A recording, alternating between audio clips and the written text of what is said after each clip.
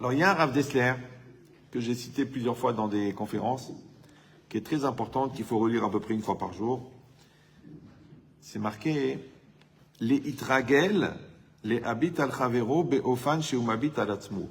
Il faudrait s'habituer à regarder son prochain tel que lui se regarde lui-même.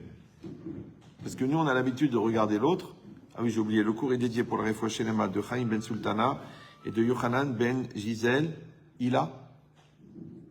Ayala, et Bezrat Hashem pour une bonne, très très bonne opération pour la personne à qui je pense. Donc encore une fois, l'itragel les habite al chavero, de s'habituer à regarder son ami, be'ofan sheumabit al atzmu, tel que lui-même se regarde. Et il rajoute kol ha'ka'as, toute la colère, kol ha'sin'a, toute la haine, amerivot vaktatot, toutes les formes de querelles. Ba'im, elles viennent mishum shekol echad ro'e et atzmo bemabat shone. Ça vient du fait que chacun se regarde personnellement de manière différente. Moi, je suis différent, toi, tu es différent. Et le regard qu'on a sur l'autre, oui, il est selon notre regard à nous, et on voudrait que l'autre nous regarde tel que nous regardons. Et ça, c'est très compliqué. Et après, il rajoute encore, Umema'en lirot et atzmo be'ene chavero, et il refuse de se regarder lui-même par les yeux de son ami. Ça veut dire quoi? Ça veut dire qu'en vérité, la vie, c'est un miroir. Et que si nous, on est capable de regarder le miroir, on n'arrive pas à imaginer comment est-ce que le miroir nous regarde. Ouais. Et c'est tout le travail qu'une personne, elle fait avec l'empathie, avec l'investissement, avec l'amour de l'autre, avec le lekav zechut. En fin de compte, c'est d'essayer un petit peu de se mettre à la place de l'autre et de le comprendre et de fonctionner avec. Parce que c'est la difficulté. Alors pour comprendre ça, il faut déjà accepter une chose très très importante. C'est la Gemara dans Brachot. La Gemara, elle dit Keshem shepartsoufehem shonot, kar dartem shonot. De la même manière que les visages sont différents, les esprits sont différents. Oh, c'est une Gemara très très riche. Il faut prendre vraiment l'occasion, c'est-à-dire quelques années, pour bien la comprendre. C'est que pourquoi est-ce qu'Akadosh Baruch Hu, il s'est senti obligé dans la nature de faire qu'on a tous des têtes différentes? C'est que ça n'existe pas des vrais sosies. Ouais. Pourquoi il a fait ça? Même s'il y avait, disons, il y avait 3000 modèles, bon, redistribués sur 7 milliards de personnes, bon, on ne risque pas de se rencontrer souvent. D'un autre côté, si je rencontre quelqu'un qui a la même tête que moi, pendant combien de secondes je vais croire que c'est moi? Puisqu'il est en face de moi. Ouais. Donc la logique, c'est à quoi ça servait de mettre des visages différents? Il dit en vérité, le visage différent, c'est justement un rappel que l'autre, il pense différemment de toi. Que l'autre, il comprend différemment, que l'autre, il a une autre sensibilité, que l'autre, il a une autre approche, que l'autre, il a une autre vision. C'est juste ça, c'est comme un panneau. Ouais, c'est un panneau indicateur. Ah, pourquoi est-ce que j'ai besoin d'un panneau? Parce que moi, à l'inverse, je vais non seulement espérer, souhaiter, mais parfois même imposer à l'autre de penser comme moi. C'est quoi la contrariété? Ouais, c'est que l'autre pense le contraire. C'est pour ça que je suis contrarié. Ouais. Comme des gens me disent, vous savez, Ram, j'ai eu des différends avec ma femme. Je dis, mais c'est normal puisqu'on est différents. Maintenant, le problème, c'est de vivre avec la différence. C'est ça qui est compliqué. Donc les gens se vexent, les gens s'angoissent, les gens s'énervent, les gens se mettent en colère parce que l'autre n'est pas d'accord. Mais c'est la réalité de la vie. La réalité de la vie, c'est qu'on n'est pas pareil. Et en vérité, la difficulté, elle est encore plus grande avec les gens proches. Avec les gens proches, on a encore plus de mal à imaginer que l'autre ne soit pas comme nous, ou ne dise pas comme nous, ou l'autre ne fait pas comme nous, on lui dit de faire. Et c'est compliqué. Vous savez, j'ai dit une fois à quelqu'un, mais bon, il n'a pas compris. J'ai dit, mais pourquoi vous êtes convaincu que vos enfants sont convaincus de ce dont vous êtes convaincus? Ah, ça a l'air une phrase débile, ouais. Mais c'est vrai. Toi, t'as mis 32 ans pour faire tes chouvas. Lui, il a 8 ans, tu veux qu'il ait taïmouna. Mais d'où il va la sortir? D'où? Ouais. Toi, tu veux qu'il ait tes midotes. Allez, sois calme, ne t'énerve pas, ne crie pas sur ta sœur. Mais il a 7 ans et demi. Et il a 14 ans. Et il est en pleine crise. Et toi, tu t'énerves. C'est ça, les midotes. Si tu veux que je raconte à ton rave comment tu te conduis à la maison. Mais il a 14 ans. Je rappelle qu'un homme a 2 périodes de crise dans sa vie. C'est 14-18 et 39-45. Ça veut dire, on sait que ça va être la guerre. Mais moi, les gens qui se marient, je leur dis, je leur offre le pack éducation. Ils comprennent pas. Ils disent, mais avant, elle n'est pas enceinte a priori. Je dis oui, mais ça peut arriver ce soir. Et vous avez 14 ans pour vous préparer à la crise, parce qu'il y aura la crise. Je sais, les gens, Chazvé Shalom, le Alenu, Simsilenu, ça arrive pas chez nous, ça arrive. Le Yetzirara n'est pas mort, on aurait retrouvé son cadavre. Ouais. Donc il est en pleine forme. Ouais. Et encore plus quand il y a une madriga, quand il y a une recherche de Kedusha, quand il y a une sheifa, une ambition, à plus forte raison que le Yetzirara, il est plus fort, parce que Kol Agadol Michaveru, Yitzro Godel Imeno. Donc il faut se préparer, il faut se blinder, il faut mettre des gilets pare-balles, ouais, parce qu'on ne sait pas qu'est-ce que l'enfant il va te faire. C'est comme ça. Ouais. Ou non, on dit Chazvé Shalom, Chazvé Shalom, Chazvé Shalom, et après on essaye de mettre dans un placard jusqu'à ce qu'on marie les autres. D'accord? Non.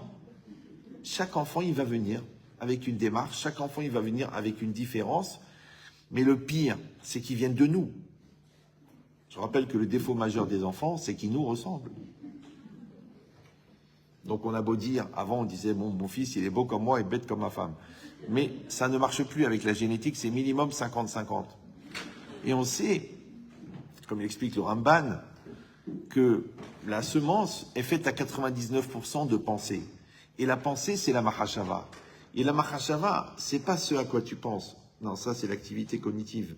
La Mahashava, c'est ce qui est rachouf pour toi. Donc, ce qui est inscrit par des années d'apprentissage dans ton intime conviction, ouais, ça s'inscrit dans ta pensée. Vous me suivez ou non?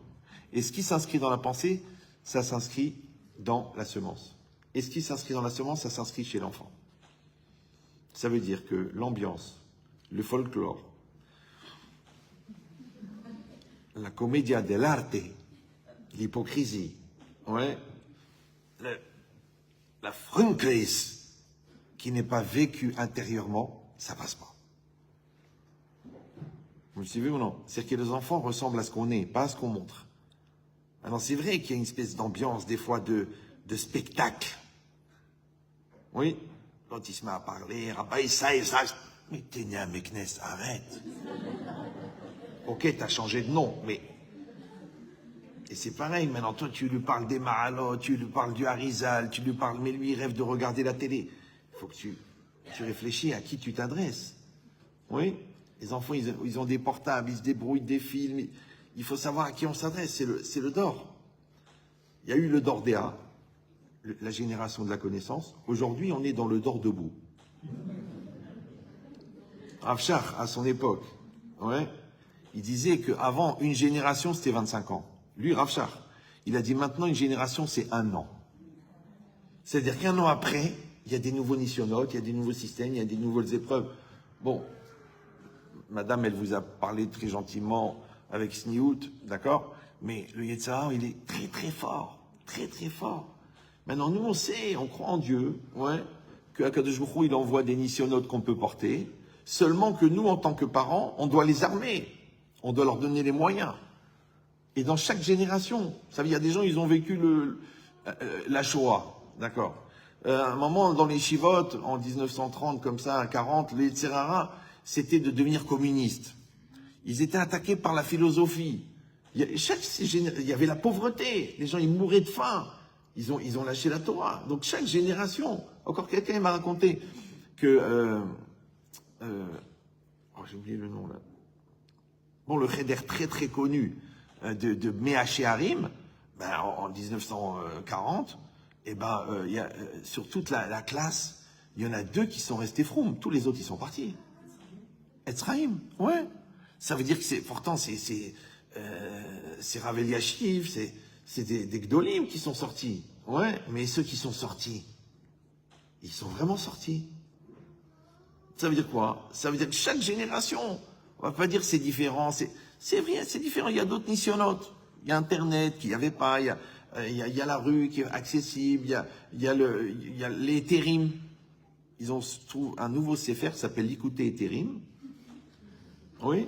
Tu dis, bon, Shomer Negia, c'est une Mahala. Je dis, comment, mais c'est assourd? Non, mais si c'est ma copine, je vais l'épouser plus tard. Des Bachorim, hein. Moi, je parle pas des... Ouais. ou défi de séminaire. Il me dit, bon, j'ai un copain, mais en tout bien, tout honneur. Je dis, mais comment t'as un copain, t'es au séminaire? Et je rigole, je dis, il a une kippa noire? Oui. Mais il me fait des devoirs Torah toute la journée. Mais il est mécarev. Mais très, très karov.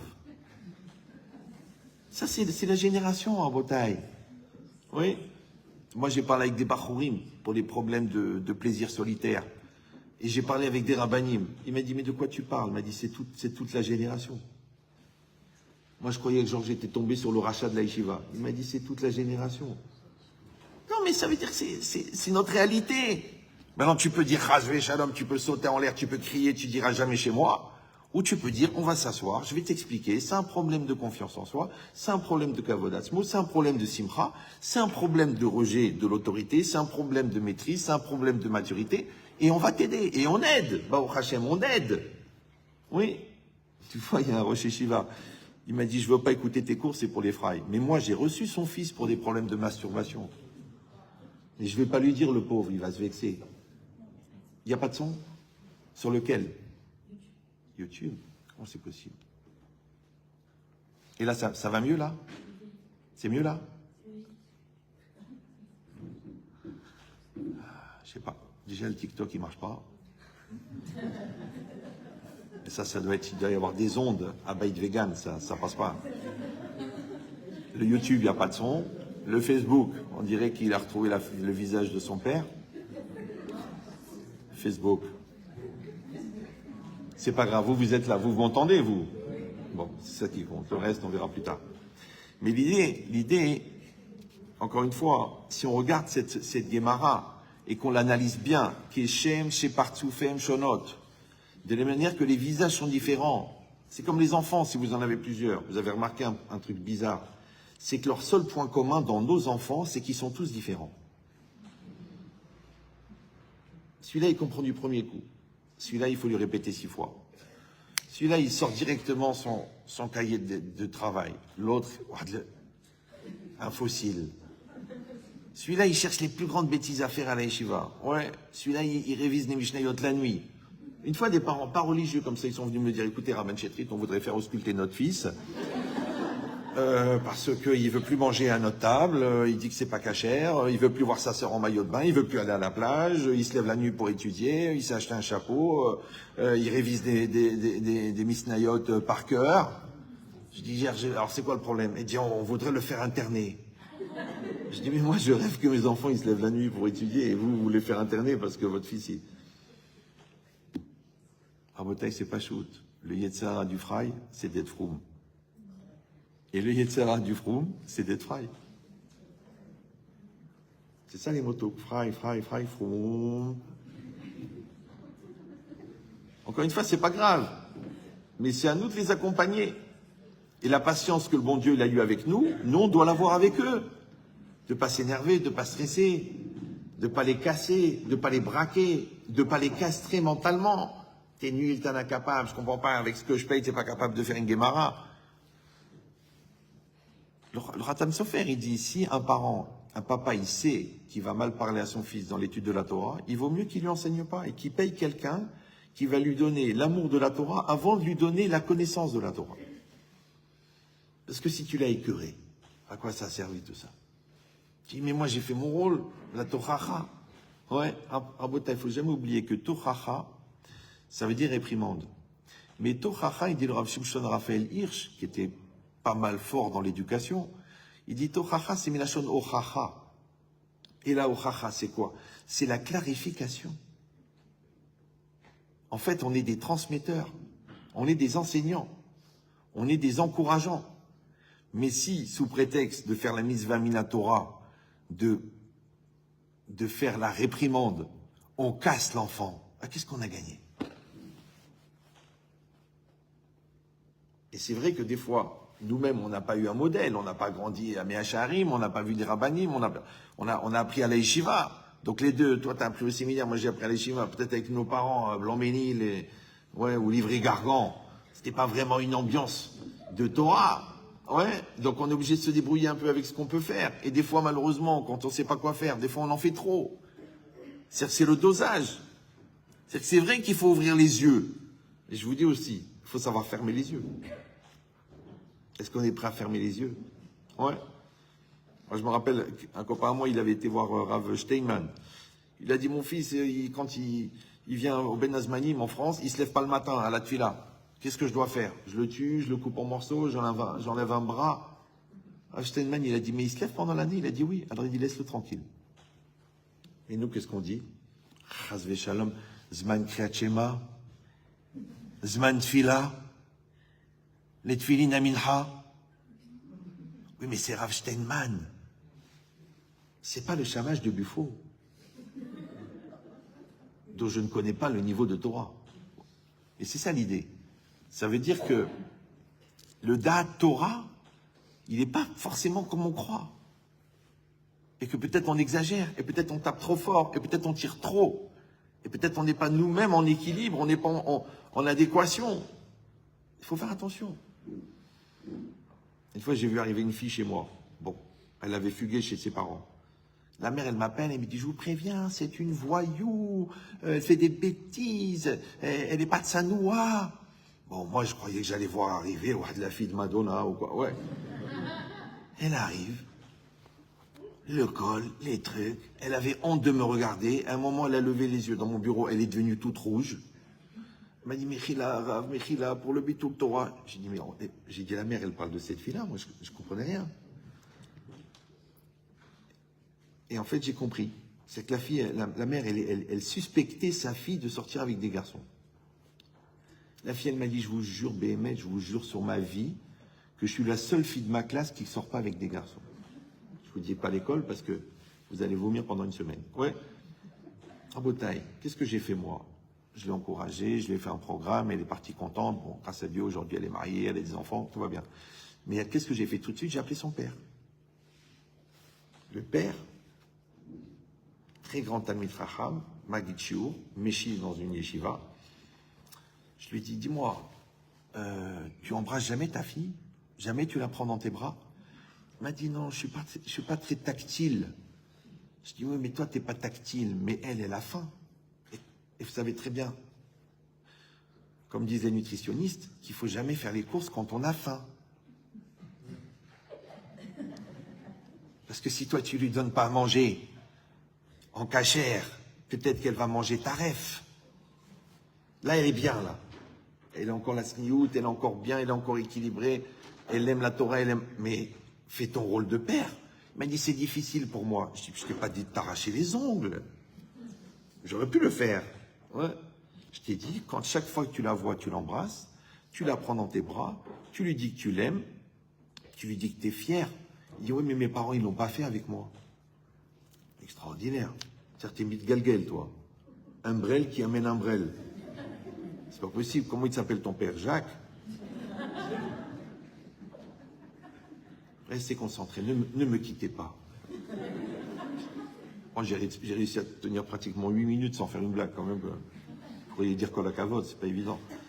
Mais l'idée, c'est rester calme. Non, c'est pas un spectacle. Ça. Les applaudissements, vous les gardez pour Gad, il en a vraiment besoin. D'accord. Donc l'idée, El Mari Rahamim. Ouais. Donc l'idée, c'est que quand on a compris ça, et on accepte ça, que mon enfant, il est différent de moi. Ouais. Il est différent au niveau intellectuel, il est différent au niveau émotionnel, il est différent au niveau maturité. Il faut accepter. Il faut accepter que les enfants sont des enfants. C'est dur, oui. Et il faut accepter que l'enfant, il va faire une crise d'ado. Et c'est dur. Et il faut accepter que l'enfant, il va se marier. C'est des étapes nécessaires. Oui. Moi, j'ai très très peur quand je reçois les gens et que je leur dis comment ça se passe, bon, ils viennent pour le Shalom Bayit, donc je fais plus de consultation, c'est pas la peine d'assister. Mais quand je dis mais comment ça s'est passé la crise d'ado, j'ai très peur quand les gens me disent ah mais très bien, une lettre à la poste, élève modèle, enfant modèle, tout bien. Ah, j'ai très peur. Bah oui, parce que ça veut dire que la crise d'ado n'est pas encore passée. Je rappelle, pour ceux qui ne sont pas au courant, que la psychologie, c'est comme les impôts. Tu peux payer plus tard, mais il y a des indemnités. Ou là, une dépression, ou là, un divorce. Parce que c'est quoi un divorce? C'est une crise d'ado. Vous me suivez ou non? C'est quoi une dépression? C'est une crise d'ado. J'en ai marre, dépression, je fais ma crise. Oui. Ça veut dire qu'en vérité, toute la vie, c'est un problème de rapport, de maturité à une réalité qui est en face de nous.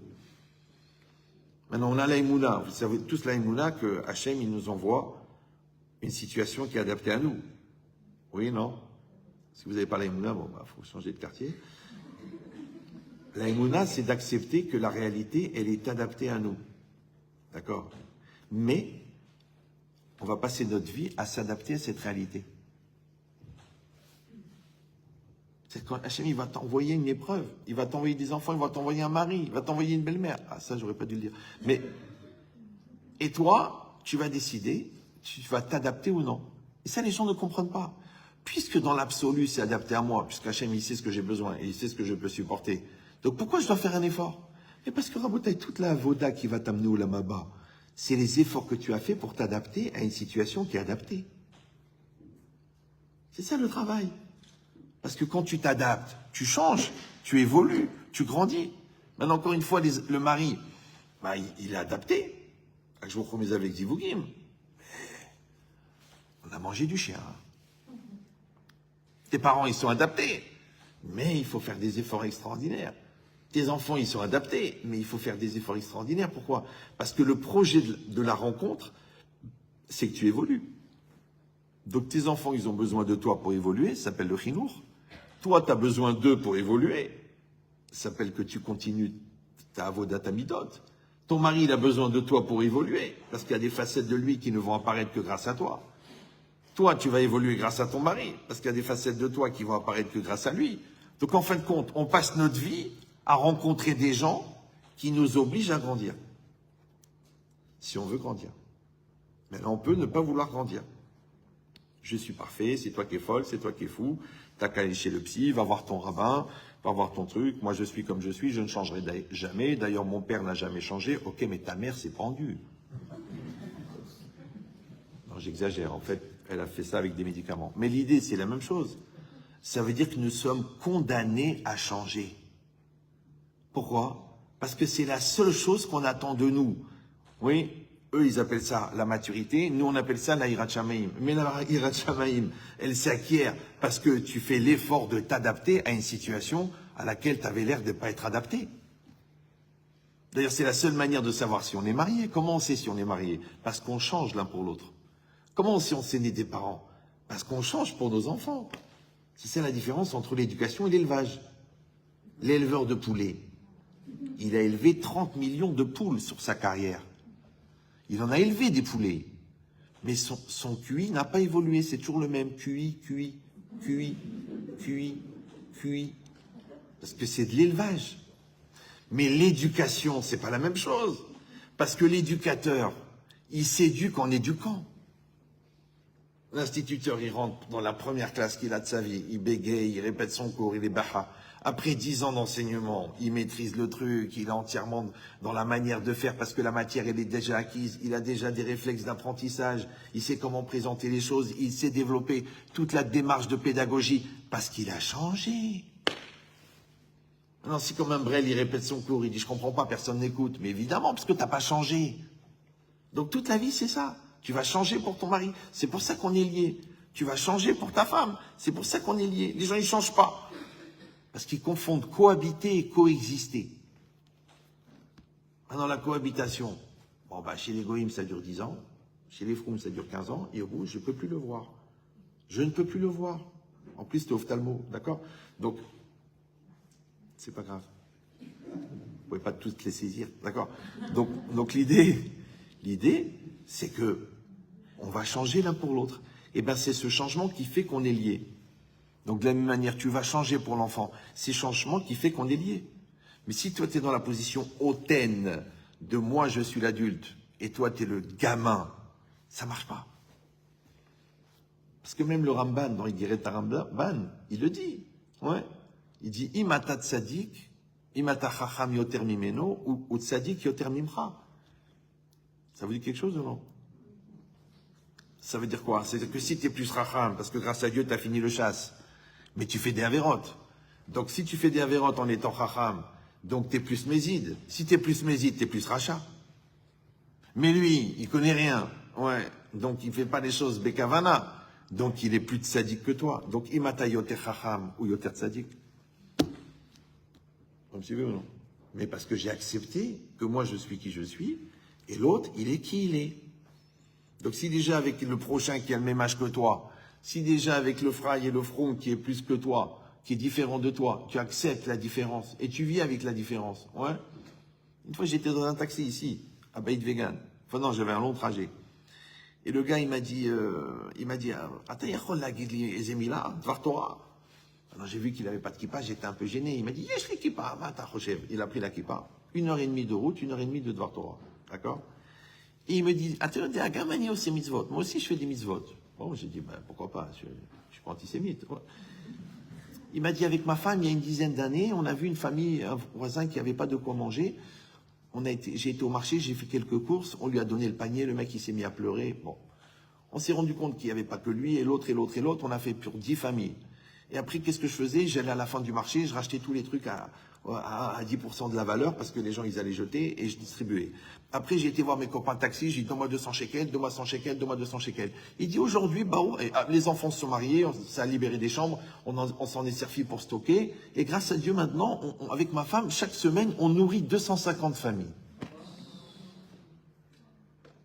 Mais il n'a pas de kippa. Ou je rate. Vous avez compris ou non? Il n'a pas de kippa. Alors, soit dans les kafsrout. Toi, tu fais un don à Hasdé Naomi, tu veux une plaque. Tu dis, j'ai envoyé 100 euros. Une fois, il y en a un comme ça, il a donné 1000 euros à la yeshiva, il a dit, je veux une plaque avec mon nom. Le rav, il a dit, ok, mais la plaque, elle coûte 1500 euros. Bon, ils ont fait la plaque, parce qu'ils ne voulaient pas contredire le donateur. Mais quand ils ont fait la plaque, ils l'ont laissée blanche. Et ils ont gravé son nom à côté. Pourquoi? Parce que le gars, il est à côté de la... Il faut rigoler, ça fait du bien, ça.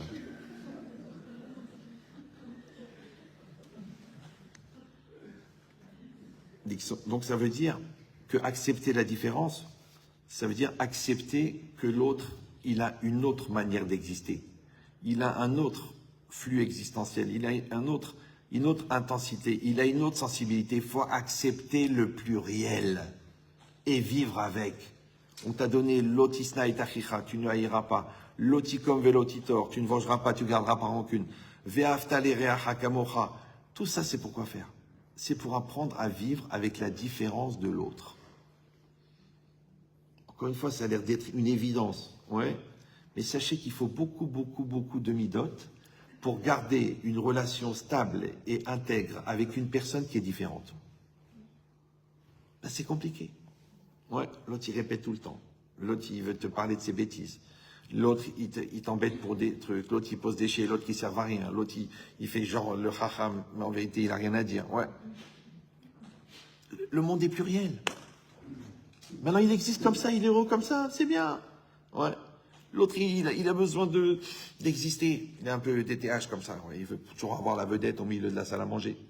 C'est une manière. D'accord? Le bon Dieu, il a fait ça. Toi, tu n'as pas cette maladie, lui, là. Ouais. Eh ben, il faut l'accepter. Tu dis, non, il est malade. Non, il n'est pas malade. C'est sa façon. Ouais. L'autre, il est un peu ambiance. L'autre, il est un peu mytho. Il a étudié la mythologie à la fac. Ouais. L'autre, il aime bien inventer des histoires pour avoir l'impression de vivre une vie qui est importante, alors qu'il a une vie tout à fait banale. Alors toi, tu dis, t'es un menteur. Non, ne dis pas que t'es un menteur. T'es un rêveur. C'est pas grave. S'il n'y a pas de nafkamina dans la lacha, si ça porte pas à conséquence, ouais, si c'est pas un vendeur qui veut faire tomber toute la France dans le panneau, c'est pas grave. Laisse-le raconter des histoires. Ah non, moi ça m'énerve. Ah, moi je supporte pas les gens comme ça, qui sont pas émettes.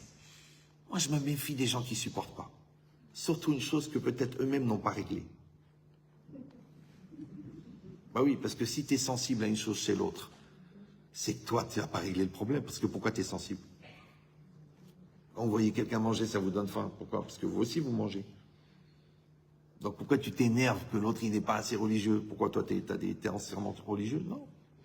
On a tous des manques. C'est un équilibre, ouais, perpétuel. Il dit, cette logique-là, c'est qu'il faut que tu trouves ton équilibre dans le regard de l'autre. Pourquoi? Parce qu'il faut toujours comprendre une chose très importante dans le Lekav Zechut. C'est qu'il y a des gens que toi, tu ne supportes pas, mais Dieu les supporte. Tu vas être plus parmère que Dieu. Vous connaissez cette histoire avec Abraham Avinu, vous la connaissez, non? Un midrash. Non? Abraham, c'était le roi de l'hospitalité. Un jour, il y a un petit vieux qui vient, un peu embêtant. Ouais. Ah, la soupe, elle est trop chaude, le sel, il est trop salé, le café, il était froid, la viande, elle est dure. Bon, alors Abraham, au bout d'un moment, il lui a dit, bienvenue ailleurs. Ça veut dire dégage. Et l'autre, il est parti. Ah, c'est ça les religieux, Abraham Avinu, soi-disant l'hospitalité. Et toi, tu es content, tu dis, bah, je l'ai remis à sa place. Et Hachem, il apparaît à Abraham Avinu, il dit, Abraham, où il est le petit vieux? Alors Abraham, il dit, ben, je l'ai foutu dehors. Il dit, ah bon, pourquoi? Il a dit, ah, ben, je le supportais pas. Et Hachem, il a une réponse, une violence. Il a dit, moi, je te supporte bien. Évidemment, vous allez faire un raisonnement de Kalvahamor. Parce que si déjà Hachem, il doit supporter Abraham Avinu, Kalvahamor, qui doit nous supporter à nous? Mais dans l'absolu, la différence entre Abraham et Hachem, elle est énorme. Donc, quelque part, Hachem, il doit supporter Abraham. Oui. Et nous, on rencontre des gens qui sont différents de nous. Et nous, on doit les supporter. Maintenant, le problème, c'est qu'il y a deux manières de supporter. Il y a supporter en français. Vous parlez français, non? Supporter, vous savez ce que c'est supporter. Et supporter en anglais. Supported. Mais supporter en anglais, ça veut dire soutenir. Et supporter en français, ça veut dire tomber malade de la lourdeur de l'autre. Donc une fois tu es dans une logique défensive où tu essaies de te préserver des agressions existentielles de l'autre, ça s'appelle supporter. Et des fois tu es dans une dynamique positive de soutenir l'autre malgré sa différence. C'est ça l'idée. Donc quand on est là et qu'on a accepté cette logique de la différence, alors c'est marqué Chanor Anar Alpi Darko. Éduque l'enfant, les filles Darko. Darko n'est pas le masculin de Darka, ça n'a rien à voir. Ouais. Darko, c'est son chemin. Maintenant, je ne sais pas si vous écoutez tous mes cours ou non, mais j'avais expliqué plusieurs fois que le mot derer, en fait, c'est pas un chemin, c'est une trajectoire virtuelle. Pour ça, le Maharal, il dit à Torah, c'est à derer. C'est une trajectoire virtuelle. Kol echad yeshlo aderer shelo. C'est une trajectoire virtuelle. Toute notre vie, on trace notre chemin. C'est la trajectoire qui est formée par notre éducation, notre sensibilité, notre investissement, notre part de maturité ou d'immaturité. Donc chaque enfant, il va avoir son derer. Et qu'est-ce qu'on dit? Chanor alpi darko. Alors qu'en vérité, qu'est-ce qu'on fait nous? On fait Chanor alpi darki. Vous me suivez ou non? Parce que moi, c'est ma manière de penser, c'est ma manière d'éduquer, mais il n'y a pas écrit ça. Il n'y a pas marqué Chanor alpi darkecha. Il y a marqué Chanor alpi darko. Donc, si tu n'as pas passé la première étape d'accepter la différence, comment tu vas trouver son derer? C'est que le chinour, c'est une autoroute. Oui? C'est un système scolaire, c'est un système universitaire, c'est une autoroute. Et sur l'autoroute, il y a des milliers de voitures. Et chaque voiture, elle est différente. Avec ma femme, Zichrona Ibracha, on pourrait écrire un livre sur les lourdeurs qu'on a vécues avec le système scolaire. Oui, parce que l'incompétence, elle peut être diplômée. Des fois même rabbinique. Et on voyait des erreurs d'éducation, des erreurs de pédagogie, mais grosses comme des immeubles, en plein milieu de la cour de récréation. Et l'autre, il ne comprenait pas. Ouais. On lui disait, mais on ne fait pas ça à un enfant, on ne lui parle pas comme ça, on ne lui dit pas ça, on ne lui donne pas une définition, parce que maintenant, il va coller avec cette étiquette. C'est connu, Rav Dessler, il dit, tu dis à un enfant, il ne faut pas voler, tu ne dis pas, vous êtes un voleur. Ça y est, tu l'as collé. C'est des bêtises, c'est des erreurs fatales. Ouais. Un enfant, il a fait une bêtise. Il a dessiné. Il y en avait un, une fois, il a dessiné Samoura déshabillé. Comme ça, pour faire la chutzpah. Mais il avait 9 ans. Oh, ben, ils ont convoqué les parents, votre fils est un obsédé, il doit y avoir des choses dans la famille, est-ce que les parents ont été touchés quand ils étaient petits? C'est une lourdeur. Le gosse, il a fait une bêtise, il voulait se faire remarquer. Or, dans la logique de la blague, c'est la chute qui est la plus intéressante. Donc, qu'est-ce qu'il a fait? Il a dit, je vais faire un truc choquant, comme ça, je vais être intéressant. Voilà, c'est tout. Qu'est-ce que tu fais? Tu déchires le dessin, tu lui tires l'oreille, tu lui dis, fais une composition sur le respect de la morale, et c'est fini, on l'oublie. Non, l'autre, il a fait un immeuble, une cathédrale de l'horreur, Notre-Dame de la lourdeur. C'est de la pédagogie, ça. Ça veut dire quoi, Rabotai? Ça veut dire que tous les rapports qu'on a avec l'autre, ils sont résumés dans une seule mitzvah. C'est marqué Ve'ahavta l'ereacha kamocha. On traduit littéralement en général, tu aimeras ton prochain comme toi-même. Maintenant, vous comprenez que dans cette mitzvah, évidemment, ça inclut le conjoint. Il n'y a pas écrit dans la Torah Ve'ahavta et tishtecha. Ça inclut les enfants. C'est pas marqué Ve'ahavta et banecha. C'est pas écrit dans la Torah. Ouais. Et c'est même pas écrit Ve'ahavta et tatzmecha. C'est bizarre, non? La Torah, elle a dit Ve'ahavta l'ereacha kamocha. La Torah, elle a dit Ve'ahavta et Hashem Elokecha. Elle aurait pu mettre un petit passouk vite fait là-bas, dans Michelet. Ve'ahavta et tatzmecha. Et comme ça, on aurait cachérisé tous les coachings. Non, il n'y a pas marqué. Donc on dit que c'est un calvachomer. Un calvachomer. Ouais. Que si déjà tu dois aimer ton prochain qui est un étranger, à plus forte raison celui-là qui est ta chair. Si déjà tu vas aimer quelqu'un que tu connais pas, à plus forte raison celle que tu as épousée. C'est logique. C'est de la svara. C'est bien. Mais le problème, c'est que pour pouvoir appliquer cette mitzvah, il faut la comprendre. Alors en résumé, parce que c'est pas vraiment le sujet et que je sais pas jusqu'à quelle heure est Shacharit, mais l'idée, c'est que Ahava, c'est la même gematria que Echad. Echad, c'est quoi? C'est un. Donc Ve'ahavta, c'est un verbe actif. Tu aimeras. Donc si Ahava c'est Echad, en vérité Ve'ahavta, ça veut dire tu feras un. Maintenant, dans tu feras un, il y a deux lectures. Il y a tu feras un, c'est-à-dire tu vas t'unir à l'autre. Et Ve'ahavta, tu feras un, c'est que tu vas unifier l'autre. Ça, c'est déjà un petit peu plus profond. Ouais. Unifier l'autre, ça veut dire que chez l'autre, il y a des choses qui m'intéressent et des choses qui ne m'intéressent pas. Il y a des choses qui me plaisent et il y a des choses qui me dérangent. Et la Torah l'a dit Ve'ahavta. Exactement pareil que pour Hachem. C'est Ve'ahavta et Hachem Elokecha. Ouais. Là-bas, le Likuté Torah, un des rabbis de Lubavitch, qui était un gaon, l'Admour Azaken, je crois, il dit là-bas, sur Parashat Ekev, sur le schéma, il dit Ve'ahavta et Hachem, ça veut dire que tu vas unifier Hachem. Maintenant, quand Hachem il t'envoie des bonheurs, Baruch Hachem, la Brit Mila s'est bien passée, le bébé il est en bonne santé. Et quand il t'envoie des malheurs, t'as perdu ta femme, alors Ve'ahavta ou non? Tu dis, ah non, là c'est différent. Bechol meodecha. Bechol mida ou mida. Ouais. T'es prêt ou t'es pas prêt? Alors, les gens ils disent non, là ça c'est un peu difficile, c'est dur à comprendre. Mais c'est ça la mitzvah. T'as pas compris? Aodon kolo, c'est la mitzvah. La mitzvah que tu gardes le lien avec Hachem dans toutes les circonstances. Même le goy, le maire. Il vous l'a dit si vous êtes marié à la mairie. Vous êtes marié pour le meilleur et pour sa mère.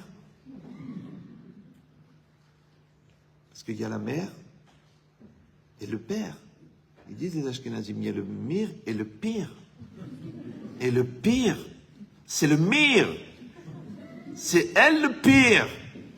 D'ailleurs, tu vois bien que c'est elle qui tient le pantalon et qui a le dernier mot. Ouais. Bon, c'est une image, on sait que la réalité est bien plus grave.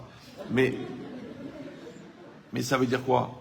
Ça veut dire, et c'est très important, ça veut dire qu'il y a des bons côtés et des mauvais côtés. Il y a des avantages et des inconvénients. Il y a des choses qui viennent tout de suite et il y a des choses qui viendront dans 20 ans. Et qu'est-ce qu'a dit la Torah? Ve'ahavta. Tu unifieras. Alors que nous, on fait notre marché. Ça, j'aime bien, ça, j'aime pas, ça, je supporte, ça, je prends sur moi, ça, je m'étouffe, ça, je prie pour qu'elle meure. Mais non, Ve'ahavta, c'est une globalité. Maintenant, c'est dur, je suis d'accord avec vous. Mais c'est dur pour qui? Pour les enfants. Parce que les enfants, ils font ce qu'ils ont envie. Et les adultes, ils font ce qu'ils veulent. Or, la volonté vient de la neshama, elle est infinie. Mais l'envie, elle vient du corps. C'est pour les consommateurs. Vous me suivez ou non? Parce que j'ai envie d'une glace, mais je veux réussir mon couple. Parce que réussir un couple, ça prend 15 ans. Je veux devenir Tamil Chacham, parce que ça prend 20 ans. Mais on ne dit pas je veux une entrecôte. Non, j'ai envie d'une entrecôte. C'est une entrecôte, tu vas la manger, tu vas la finir. Ouais. Tu peux même tomber sur un os. Maintenant, quand moi j'ai accepté la différence entre je veux et j'ai envie, que les adultes ils veulent, et les enfants ils ont envie, et je n'ai pas précisé l'âge, je vois des gens, je te dis bon écoutez, il faut travailler ça et ça et ça et ça pour sauver votre couple. Eh ben j'ai pas envie. Bon, la vérité, j'ai envie de lui dire meurs, mais bon, il paraît que c'est pas pédagogique. Ouais. Mais dans l'absolu, c'est pas vraiment grave puisqu'il est déjà mort depuis longtemps. Au moins au niveau cérébral, d'accord? Non, la personne, il y a le je veux et le j'ai envie. Cet après-midi, je parlais avec mes petites filles, 13, 14, 15, et je leur ai expliqué ça. Je leur ai dit, voilà, il y a le je veux et le j'ai envie. Alors voilà, vous êtes là, vous êtes un peu plus âgé qu'elle, d'accord? Il y a le je veux et le j'ai envie, vous avez compris. Le je veux, il vient de la volonté, il vient de la neshama, donc il est infini.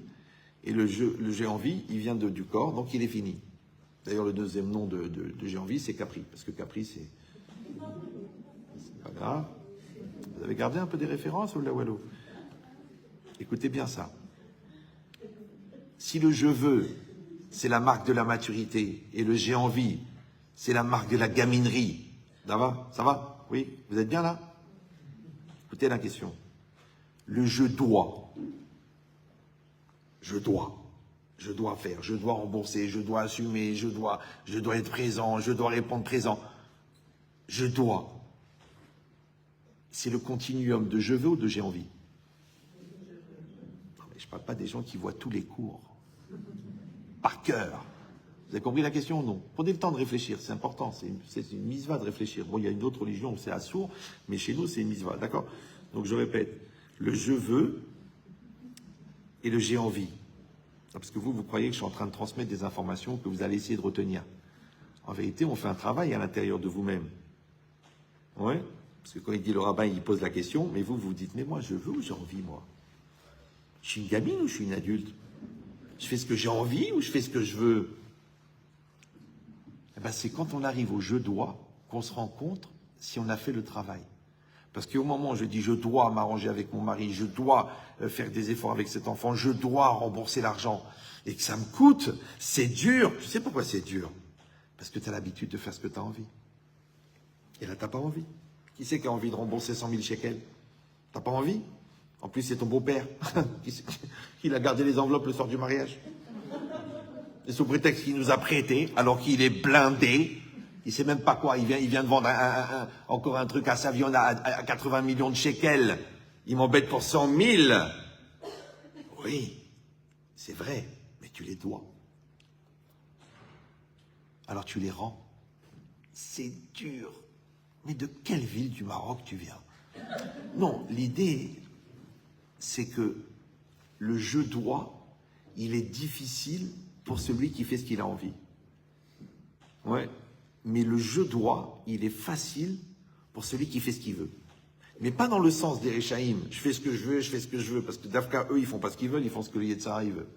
Mais les gens qui sont en maturité de faire ce qu'ils veulent, c'est-à-dire qui sont capté la volonté qui vient de la Neshama, ouais, et qui l'ont maîtrisé cette volonté pour la redistribuer dans le corps, dans la motivation, dans la détermination, dans la conviction, ceux qui sont en maîtrise de leur volonté, ce qu'on appelle Baal Bechira, ouais, des hommes libres.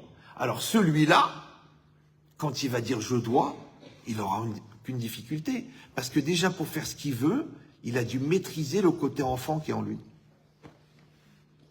Maintenant notre projet c'est quoi? Ce que nos enfants deviennent des adultes. Maintenant vous avez bien compris que tu ne peux pas expliquer le chemin si toi-même t'es perdu dans le labyrinthe. Bah oui, parce qu'avant d'éduquer l'enfant qui est devant toi, il faut que tu éduques l'enfant qui est en toi. Donc dans cette logique-là, où toute sa vie, en fin de compte, on passe de l'enfant à l'adulte.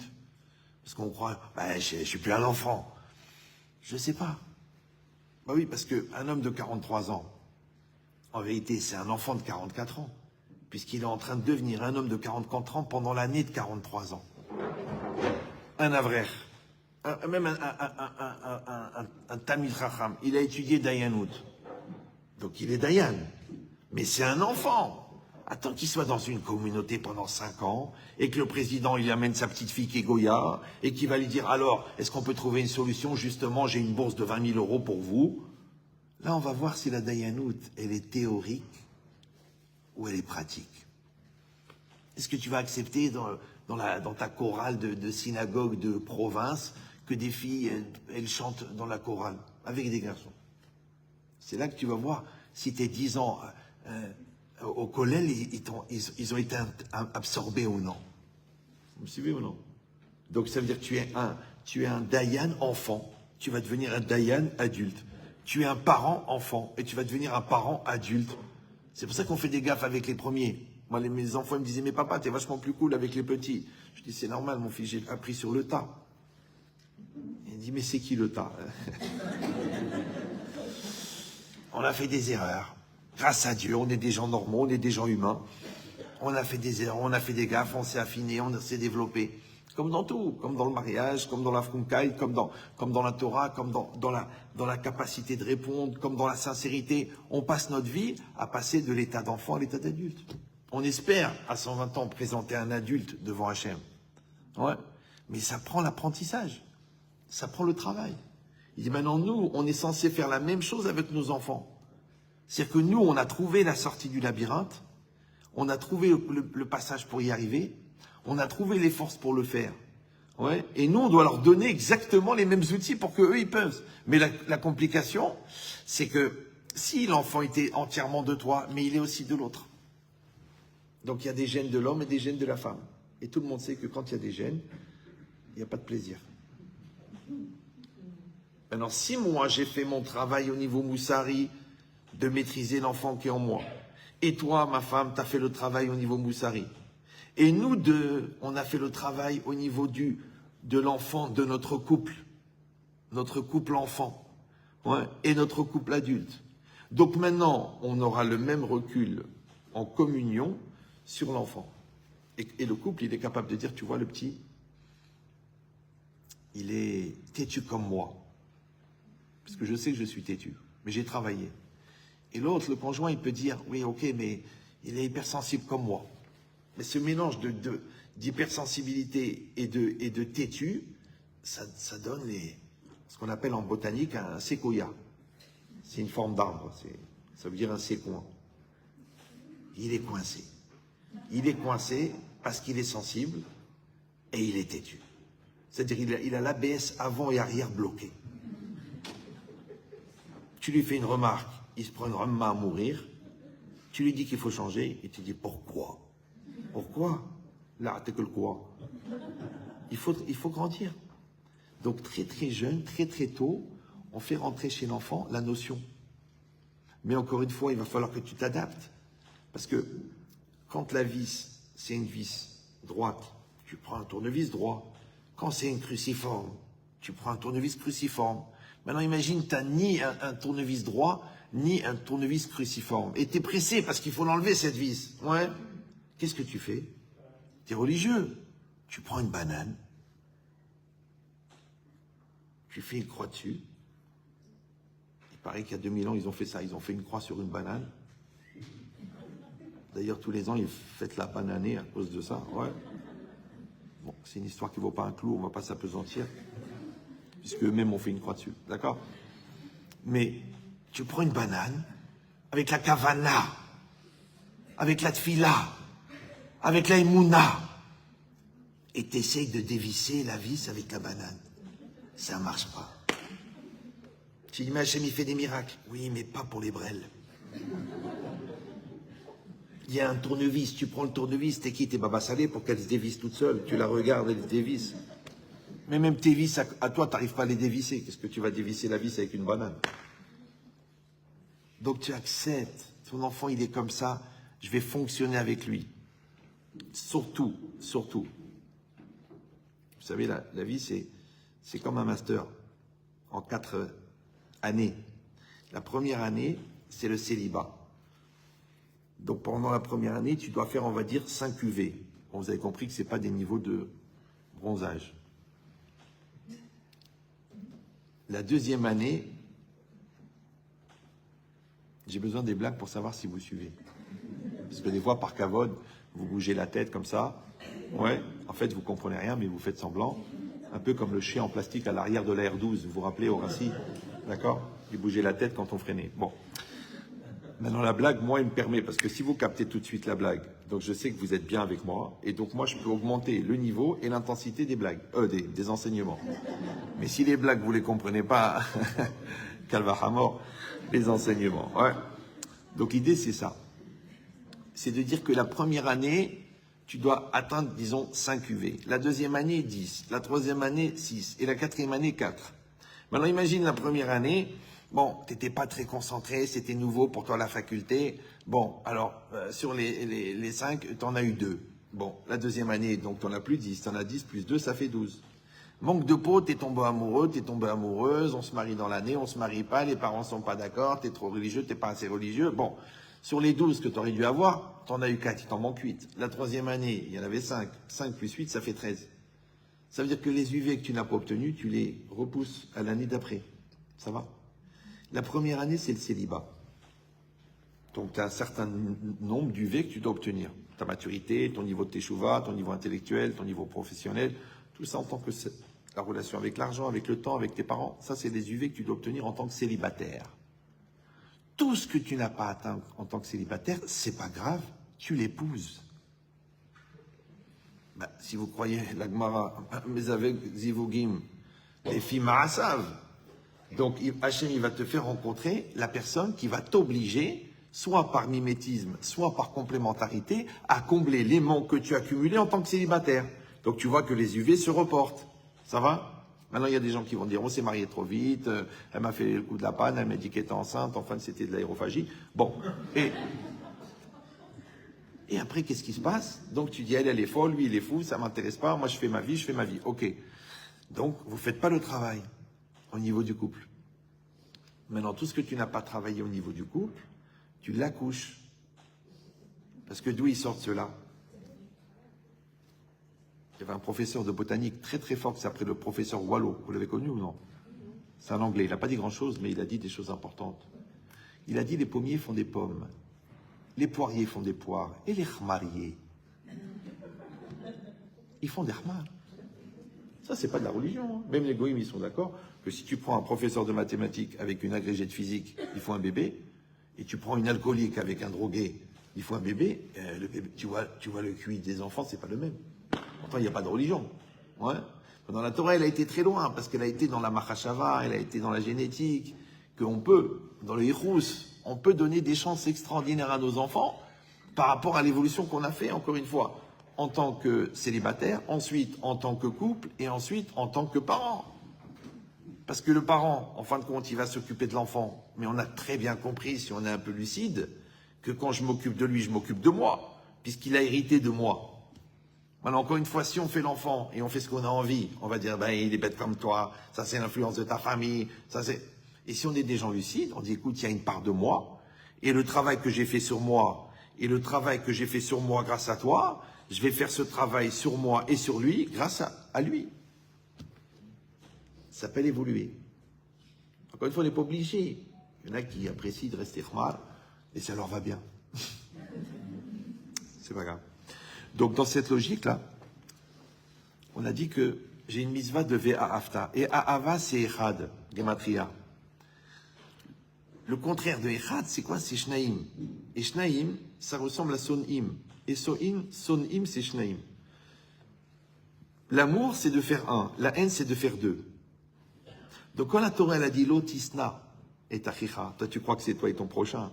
C'est toute la vie. Est-ce que tu as un rapport de fracture avec la vie? Comme l'autre, elle n'aime pas les études. C'est dommage.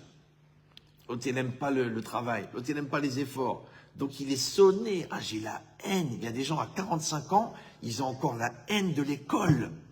Tu dis, mais enfin, faut grandir. T'étais pas dans un camp de la mort, t'étais dans une école juive. Ouais. C'est que la personne, elle n'a pas réglé son problème.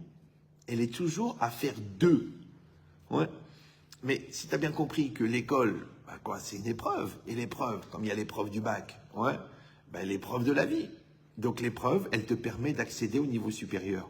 Maintenant, le mal vécu de l'épreuve, il est à cause de la différence de maturité entre la personne que tu aurais dû être et la personne que tu es. Donc si tu arrives au bac avec un niveau CM2, tu vas souffrir. Si tu arrives avec des enfants avec un âge mental de 8 ans et demi, tu vas souffrir. Si tu arrives en responsabilité professionnelle avec une maturité de 14 ans, ça va être très très dur. Mais ça ne vient pas de la difficulté, ça vient de la différence de maturité. C'est pour ça qu'il faut être tout le temps en dynamique de maturité pour être, un truc bizarre, à l'âge de ton âge. C'est qu'avoir 20 ans à 20 ans, la vérité aujourd'hui, c'est pratiquement impossible. Parce que tu vois bien que les jeunes, ils sont très très jeunes. Ouais. Mais d'avoir 30 ans à 30 ans, je pense que pour quelqu'un qui a plein temps dans son projet existentiel, c'est possible. Mais il faut travailler. Vous le savez ou non? Alors que les gens, ils disent, bon, écoute, Baruch Hashem, Baruch Hashem, Baruch Hashem. S'il y avait une mitzvah d'être brel, ça serait marqué quelque part. La Torah, elle te dit, casse-toi la tête, travaille tes méthodes, va au combat, va à l'autre, va t'excuser, va te remettre en cause, va réfléchir, va rembourser, va assumer, va apprendre par cœur. Il faut y aller, c'est un combat. Maintenant, comment on appelle le combat? Ça s'appelle faire un. Faire un, c'est aimer. Alors que les gens, ils croient que aimer, ça veut dire apprécier. J'aime le chocolat, j'aime le choulant, j'aime l'école. Mais non. Mais non, tu peux aimer le choulant, aimer le chocolat. Mais la yeshiva, l'école, il ne faut pas l'aimer, il faut faire un. Même la personne que tu épouses. Aujourd'hui, dans les shidduchim, oui, mais j'ai pas le déclic, je viens de ressentir, je voudrais les papillons, je voudrais le feu qui s'allume. Mais yeshbeb, déjà, toi-même, tu t'aimes pas. Comment tu vas aimer l'autre? Toi-même, tu n'as pas réglé tous les blocages que tu as. Ça va pas marcher, c'est difficile, il y a beaucoup de divorces, elle va me saouler, elle va prendre la tête, c'est pas ma copine, c'est pas une ravruta, elle est pas philosophique, elle est un peu grosse, elle a un nez comme ça, elle a des yeux trucs, elle a... Je dis, mais comment tu vas te marier, toi? D'abord, il faut que tu élimines toutes tes peurs. Ouais? Et après, tu peux te marier. Moi, les gens, ils m'appellent Ramet Chetrit, écoutez, voilà, ça fait 10 mois qu'on est en Chidour, et j'ai encore des doutes, c'est normal. Le Rav de Castorama, vous l'avez connu? Le Rav de Leroy Merlin? Le Rav de Homme... comment il s'appelle? Homme Center. Vous allez le voir, il va vous le dire. Tout ce qui est entretenu dure. Tu entretiens la maison, elle dure. Tu entretiens ta dépression, elle dure. Tu entretiens ton doute, il dure. Après tu dis, oui, mais je suis sceptique. Prends des antiseptiques. Le Yitzhara, il s'appelle Amalek. Amalek, c'est Safek. Safek, c'est le doute. Il y a 3 facettes dans le doute. Doute qui est lié à l'ignorance. Là, il y a une seule solution, il faut apprendre. Doute qui est lié au manque de confiance en soi. Il faut faire un travail de confiance en soi. Et doute qui est lié à un doute sur la réalité. Donc, c'est-à-dire sur l'intervention d'Hachem, sur l'Ashgacha. Eh bien, il faut relire le Shahar HaBitachon, il faut réviser la Emouna. Il n'y a pas de solution. Les gens disent, oui, mais j'ai des doutes. Mais il n'y a pas de mais là, t'es que le mais.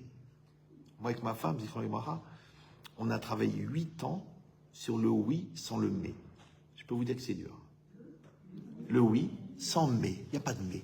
Parce que les gens, oui, tu m'as offert un cadeau, mais tu as offert le même à ta mère. Oui, merci d'avoir fait un beau Shabbat, mais il manque les fenouilles. Oui, tu es très belle, mais tu as grossi. Oui, on part en vacances, mais c'est pas là-bas que je voulais aller. Pourquoi il y a toujours un mais? Pourquoi il n'y a pas un oui? Moi, je vois les gens, ils viennent chez moi, ils ont des problèmes. Je leur donne des solutions. Ils me disent, oui, mais c'est pas évident, mais vous la connaissez pas, oui, mais ça marchera pas, mais va mourir. J'étais tranquille, j'étais bien. T'es venu avec ta hara, enfin ta problématique. Je t'ai répondu. Bah évidemment que le travail, il faut le faire maintenant. Ah, tu dis oui, mais c'est pas évident. Mais Yashbeb, si c'était évident, t'aurais pas eu de question. Donc le oui, ça veut dire je suis 100%. Oui, c'est mon fils. Oui, c'est mon mari. Oui, c'est mon enfant. Oui, c'est ma religion. Oui, c'est mon corps. Oui, c'est mon poids. Voilà. Bien sûr. Je m'habille chez Tabosa. C'est une marque. Ouais. Un peu comme Temu, mais spécialement pour les gens qui ont de la générosité. Oui. Voilà. Qui s'inscrivent dans l'espace. Bien sûr. Mais je suis bien dans ma peau. Ou l'autre, non. Ah, j'ai pris 100 grammes. Ah. Je vais faire une liposuction. Moi, tu veux un conseil, enlève le cerveau, tu perds 100 grammes et tu es tranquille après. C'est vrai, j'ai jamais compris pourquoi les femmes se pèsent le matin. Elles se lèvent, avant de s'habiller, elles se pèsent. Moi, je dis, pesez-vous le soir. Comme ça, vous faites la gueule toute la nuit. Nous on est tranquille. Alors que quand tu te pèses le matin, ah, mais j'ai grossi, j'en ai marre, à quoi ça sert? Regarde comment tu manges, c'est quoi? Qui s'est caché du coca? Ah, c'est trop gras, la charcuterie, c'est pas bon. Pèse-toi le soir, chérie, pèse-toi. Et laisse-moi vivre. Mais pèse-toi le soir. Donc vous avez compris qu'en vérité, à Ava, c'est de faire un. Et c'est dur, hein. C'est dur de faire un. Ça veut dire d'être tout le temps en harmonie. Tout le monde d'unité. Les gens, ils font du bouddhisme, ils font du sophisme, ils font du taoïsme pour arriver, en fin de compte, à l'harmonie. Ouais. Mais l'harmonie chez nous, c'est très simple, c'est le Hémet. C'est Tiferet. C'est Yaakov Avinu. Et Yaakov Avinu, c'est un descendant de Avraham et de Yitzhak. Maintenant, Avraham, il était Hesed en majorité. Yitzhak, il était rigueur en majorité. Et Yaakov, il est... Vous savez qu'à partir d'un certain niveau d'ignorance, il faut envisager la conversion. Donc Yaakov, il est Hémet. Maintenant, pourquoi est-ce qu'il fallait qu'il ait un grand-père Rov Hesed et un père Rov Gvura pour arriver à 50-50? Vous me suivez ou non? Ça veut dire qu'on a un héritage. Moi, par exemple, je fais du Zikoui Arabim. Bon, les gens qu'on la cavote. Mais nous, nos grands-parents là-bas, à Tafilalet, ouais, il n'y avait rien. Il n'y avait rien. Ils ont fait de la Torah, ils ont fait du limoud, ils ont fait des mitzvot, ils ont fait... Il n'y avait pas le kavod, il n'y avait pas Internet, il n'y avait pas les photos dédicacées, il n'y avait rien. Et nous, en fait, on prend le train dans les tunnels que eux ont creusés à la main. De la même manière, nous creusons les tunnels de nos enfants. C'est-à-dire que la Messirut Nefesh, la remise en cause, le travail des midotes, que l'on fait sur nous-mêmes, eux, encore une fois, ils vont l'hériter génétiquement. C'est que les gens ne comprennent pas. Ils engueulent l'école, ils engueulent le rave, ils engueulent la société, ils engueulent le monde. Il y en a même qui engueulent Dieu. Mais il faut quand même savoir que les enfants viennent de nous. Donc on peut faire ce travail, on peut. Ouais. Et c'est ça l'idée. C'est qu'en fait, le flux existentiel, ce qu'on appelle le ratson, il vient de la neshama, il est pris en charge par le jeu. Maintenant, on ne peut pas gérer la neshama de l'enfant, mais on peut l'aider à gérer son jeu. Alors il dit le Rav Volbe, très très religieux, il aurait pu habiter à Beit Vegan. Il dit que ce koach là, qui vient de la neshama, au moment où il arrive au niveau du nefesh, il devient ratson. Il devient la volonté. Ça va? Donc avant ça, il n'est pas la volonté. Il est de l'énergie. Comme le courant électrique, c'est de l'énergie.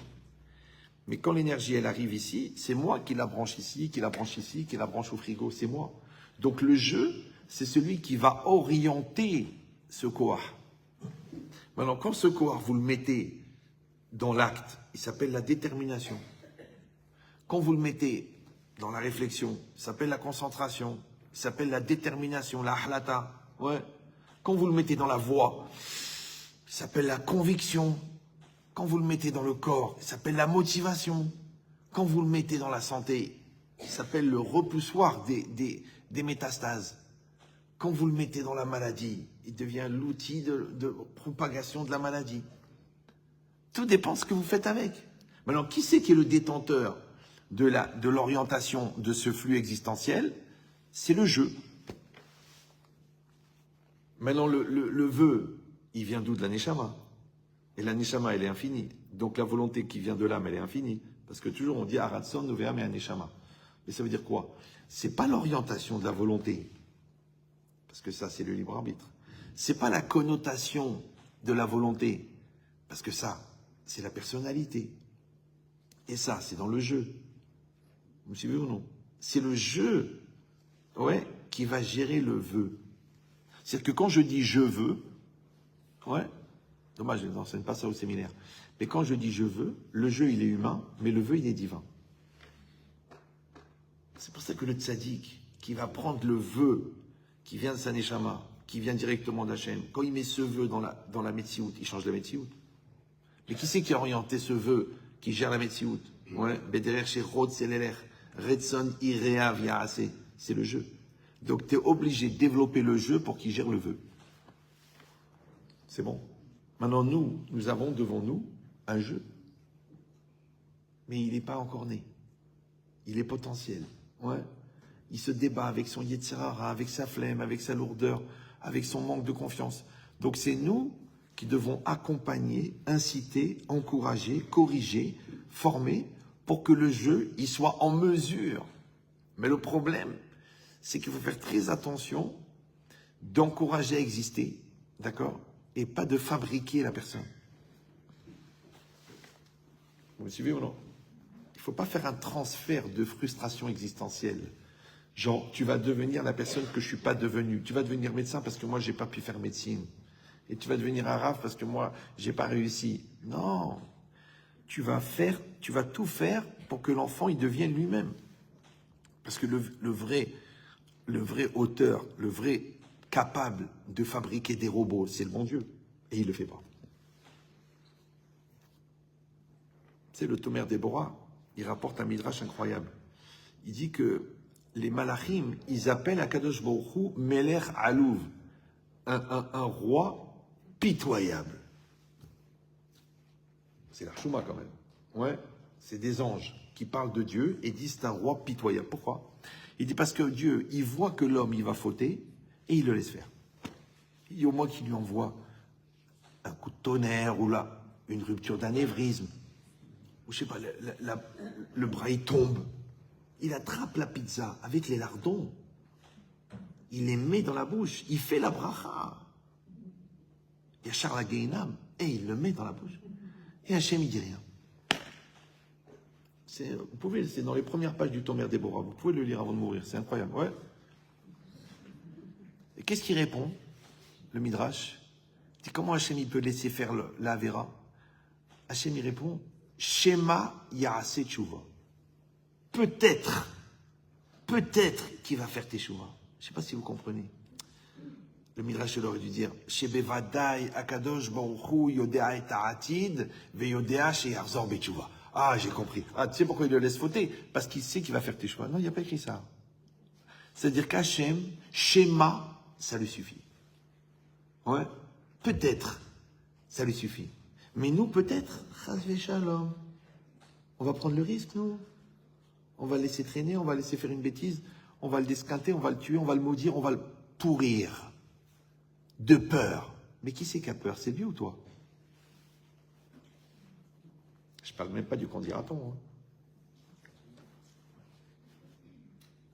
Enfin, mes enfants, il était allé chez Vaktana. Bon, il y avait un enfant qui avait une carte SD avec des films dedans. Bon. Qu'est-ce qu'ils ont fait? Ils ont accusé mon fils. Mon fils, il ment jamais. Il lui a dit, moi, si je l'avais, je vous l'aurais dit, mais c'est pas à moi, je l'ai pas. Après, qu'est-ce qu'il a fait? Donc le Rav, il m'a appelé, ton fils, Racha, Baba, Dada. Je dis, écoute, bon, si tu veux qu'on mette un miroir, il va falloir le mettre des deux côtés. Mais bon, il va compris. Après, mon fils, qui était jeune, hein, il a été voir le garçon qui avait cette carte. Il lui a dit, mais pourquoi t'as pas dit que c'était toi? L'autre, il a dit, mais t'es fou.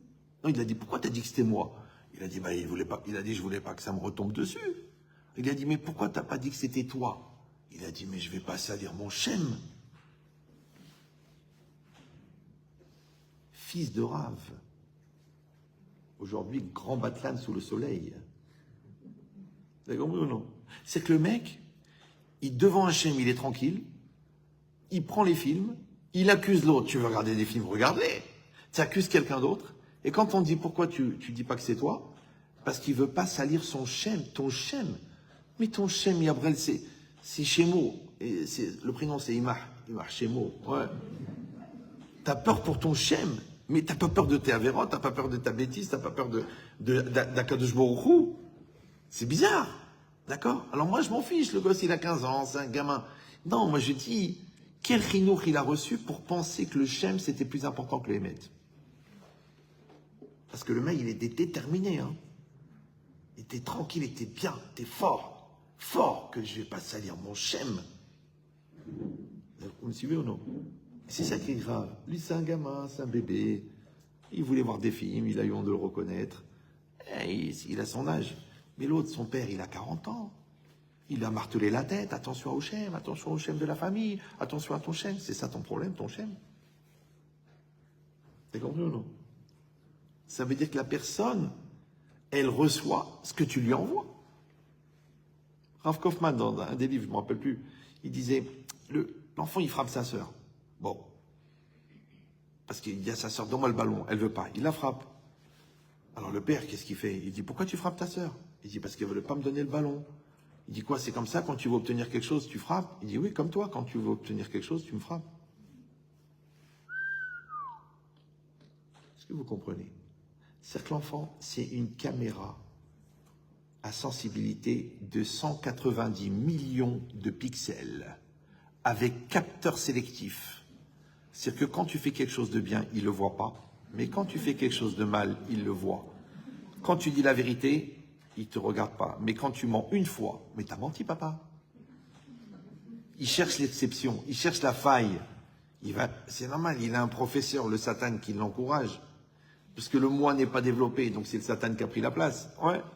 Donc ça veut dire que toi, tu dois fonctionner avec ça. C'est-à-dire qu'il y a une espèce de course contre la montre, que tant que l'enfant, il est dans une situation où il t'écoute, tu dois l'armer, pas pour que toi, tu luttes contre son Yetzara, pour que lui, il puisse lutter contre son Yetzara. C'est-à-dire que le projet, c'est pas que quand il est en classe, il fait une bêtise, il a peur de se faire engueuler. Non, c'est que quand il a envie de faire une bêtise, il pense à son père et il dit, je peux pas la faire. Parce que je veux pas le décevoir. Je veux pas lui faire de la peine. Ouais, je veux qu'il soit fier de moi. Donc imagine comment il faut passer de la panique, du stress, de l'angoisse, à la peur de faire de la peine. Comme avec Hachem. Ouais, il y a Irat Aonesh, Irat Chet, Irat Aromemut. Irat Aonesh, c'est quoi? C'est la peur de prendre la trecha. Ouais. Au-dessus de ça, tu as évolué dans ta religion, tu pratiques les mitzvot comme il faut. Tu as peur de quoi? Tu as peur de fauter. Mais pas ta peur de fauter, encore une fois, à cause des coups. Tu as peur de fauter parce que quand tu as bien appris les Ilchot Kriyat Shema, tu as peur de mal faire le Kriyat Shema. Mais ce n'est pas une peur qui est paralysante, une peur qui est angoissante et qui est anxiogène. C'est une peur positive parce que tu veux faire bien.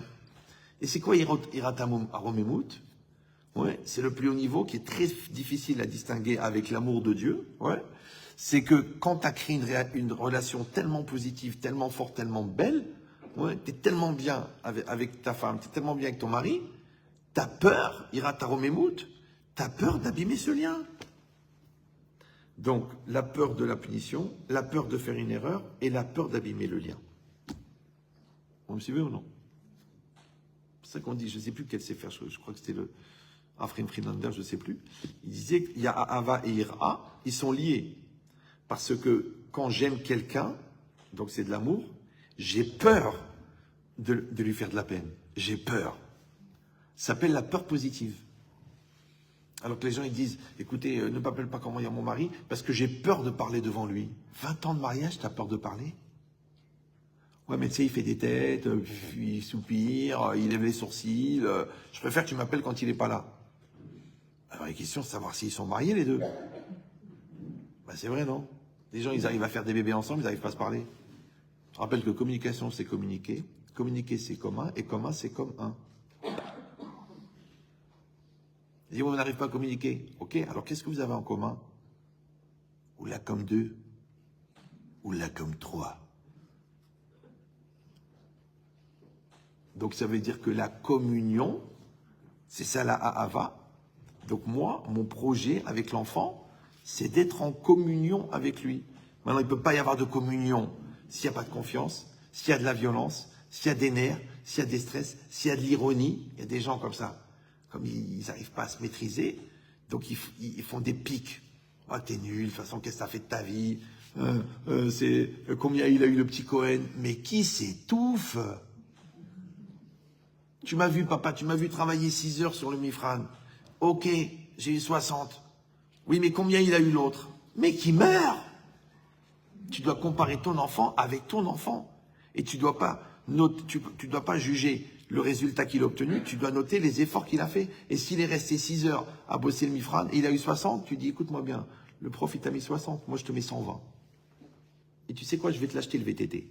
Parce que je t'ai vu bosser au soleil, avec les nerfs, que tes copains ils étaient au foot, et t'as fait Messirut Nefesh, moi je te note 120, moi, je te les donne. L'enfant il va dire, waouh.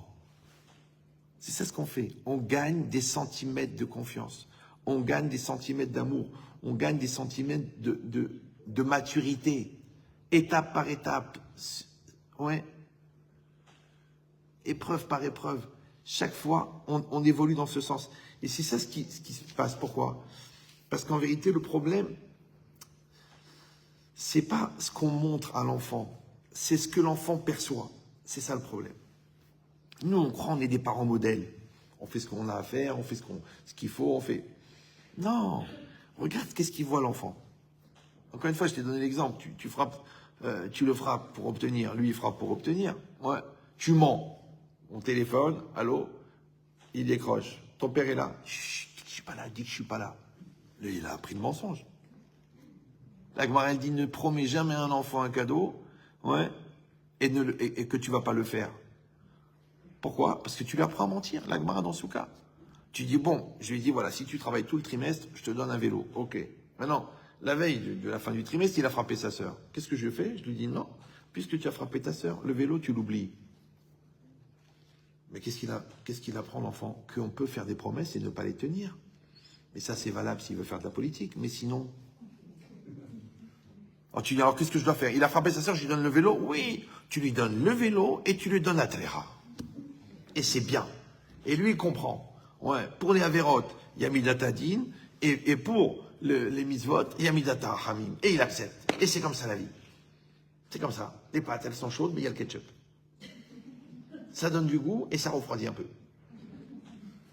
Toute la vie, c'est ça, c'est des mélanges, c'est des équilibres. Ouais.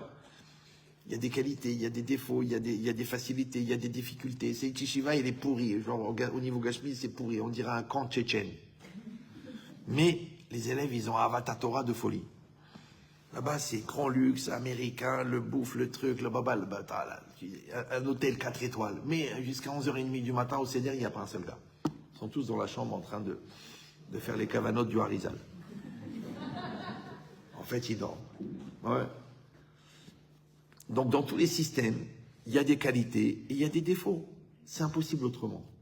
Maintenant, quand tu apprends à l'enfant à avoir cette perpétuité existentielle, ouais, quelles que soient les situations, parce qu'il l'a vu. Une fois, mon premier, quand il s'est marié, un jour il m'appelle, il venait de se marier. Il me dit, papa, elle m'a fait ça, je fais pas de la shonara sur ma belle-fille. Ouais. J'ai une question. Tu nous as vus nous engueuler, maman et moi? Il m'a dit jamais. Je dis allez, ciao. C'est comme ça la vie. Il n'y a pas. T'as compris ou non? Mais s'il a vu les engueulades, il a vu les nerfs, des fois il a vu les gros mots, il a vu la colère, il a vu la violence, il a vu les coups, il a vu. Après, qu'est-ce que tu vas dire? Mais je vais t'expliquer pourquoi. Bien sûr, même les nazis expliquaient la Shoah. On peut tout expliquer. Vous savez la différence qu'il y a entre les adultes et les enfants?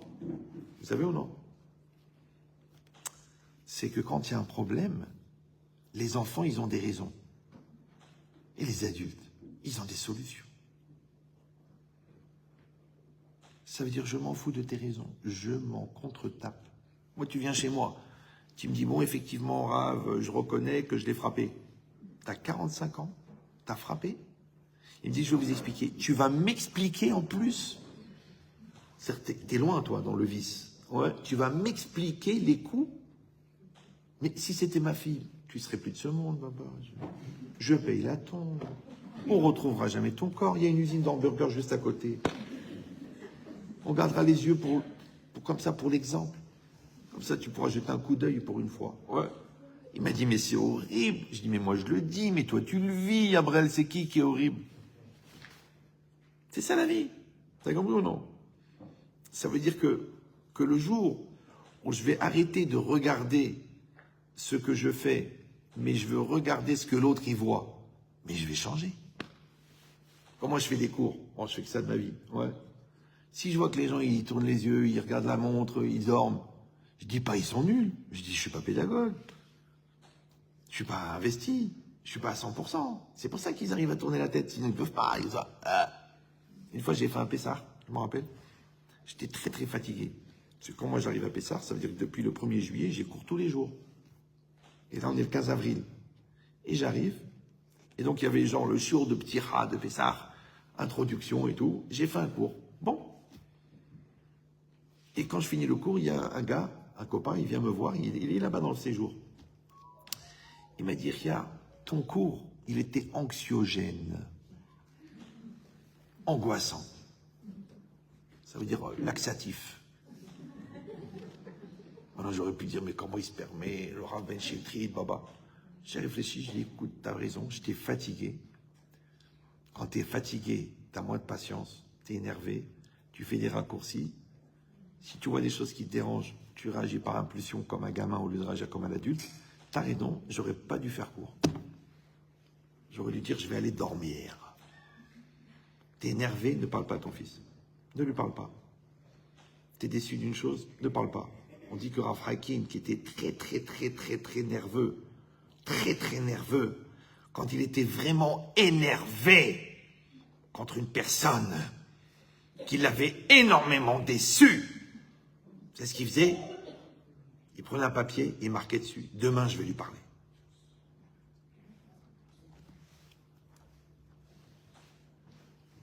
C'est pas l'impulsion, c'est pas les nerfs, c'est pas la déception, c'est pas le Yetzirah, c'est pas l'égoïsme et l'orgueil qui se sont habillés, soi-disant, en mitzvah de Tochacha. Il n'y a pas. C'est demain. La nuit porte conseil, la tension elle a baissé, tu t'es calmé, tu vois d'autres aspects, tu vois le positif, tu viens, tu es constructif et tu lui donnes un conseil et tu l'aides et le mec il s'en sort. Mais il fallait maîtriser. Alors que toi, tu aurais pu dire, mais c'est légitime.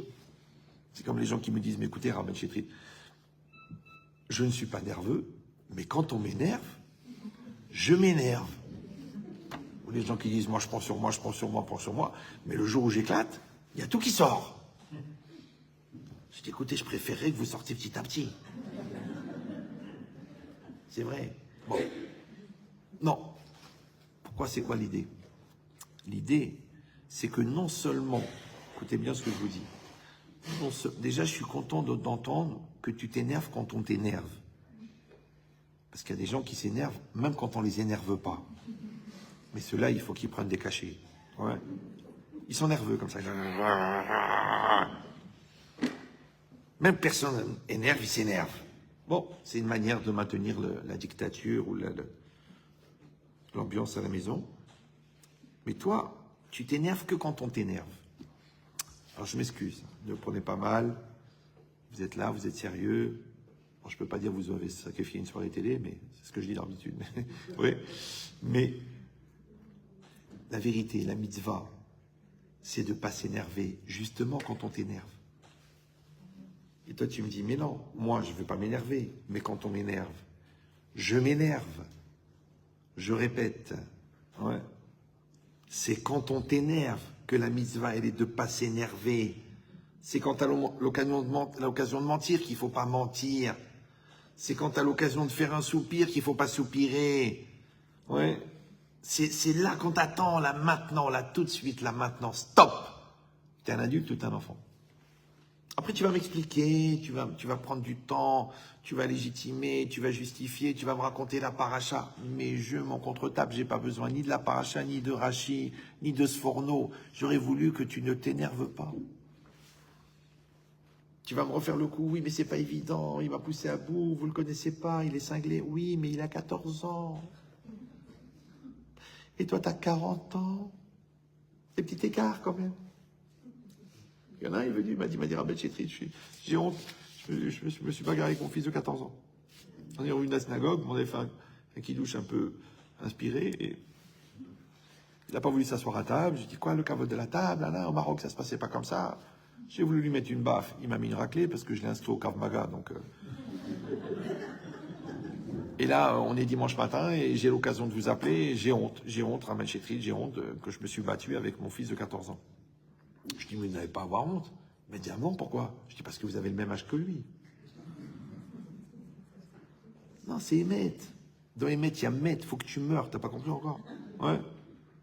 Lui, il a 14 ans, c'est normal. Il sait rien, il veut faire sa place, il est excité, et truc, il parle mal, et truc. Mais toi, t'as 40 ans, toi. Il est loin. Eh oh, il est loin. Il est là. Il est là. Tu me parles mal? Tu me parles mal? Baisse les yeux.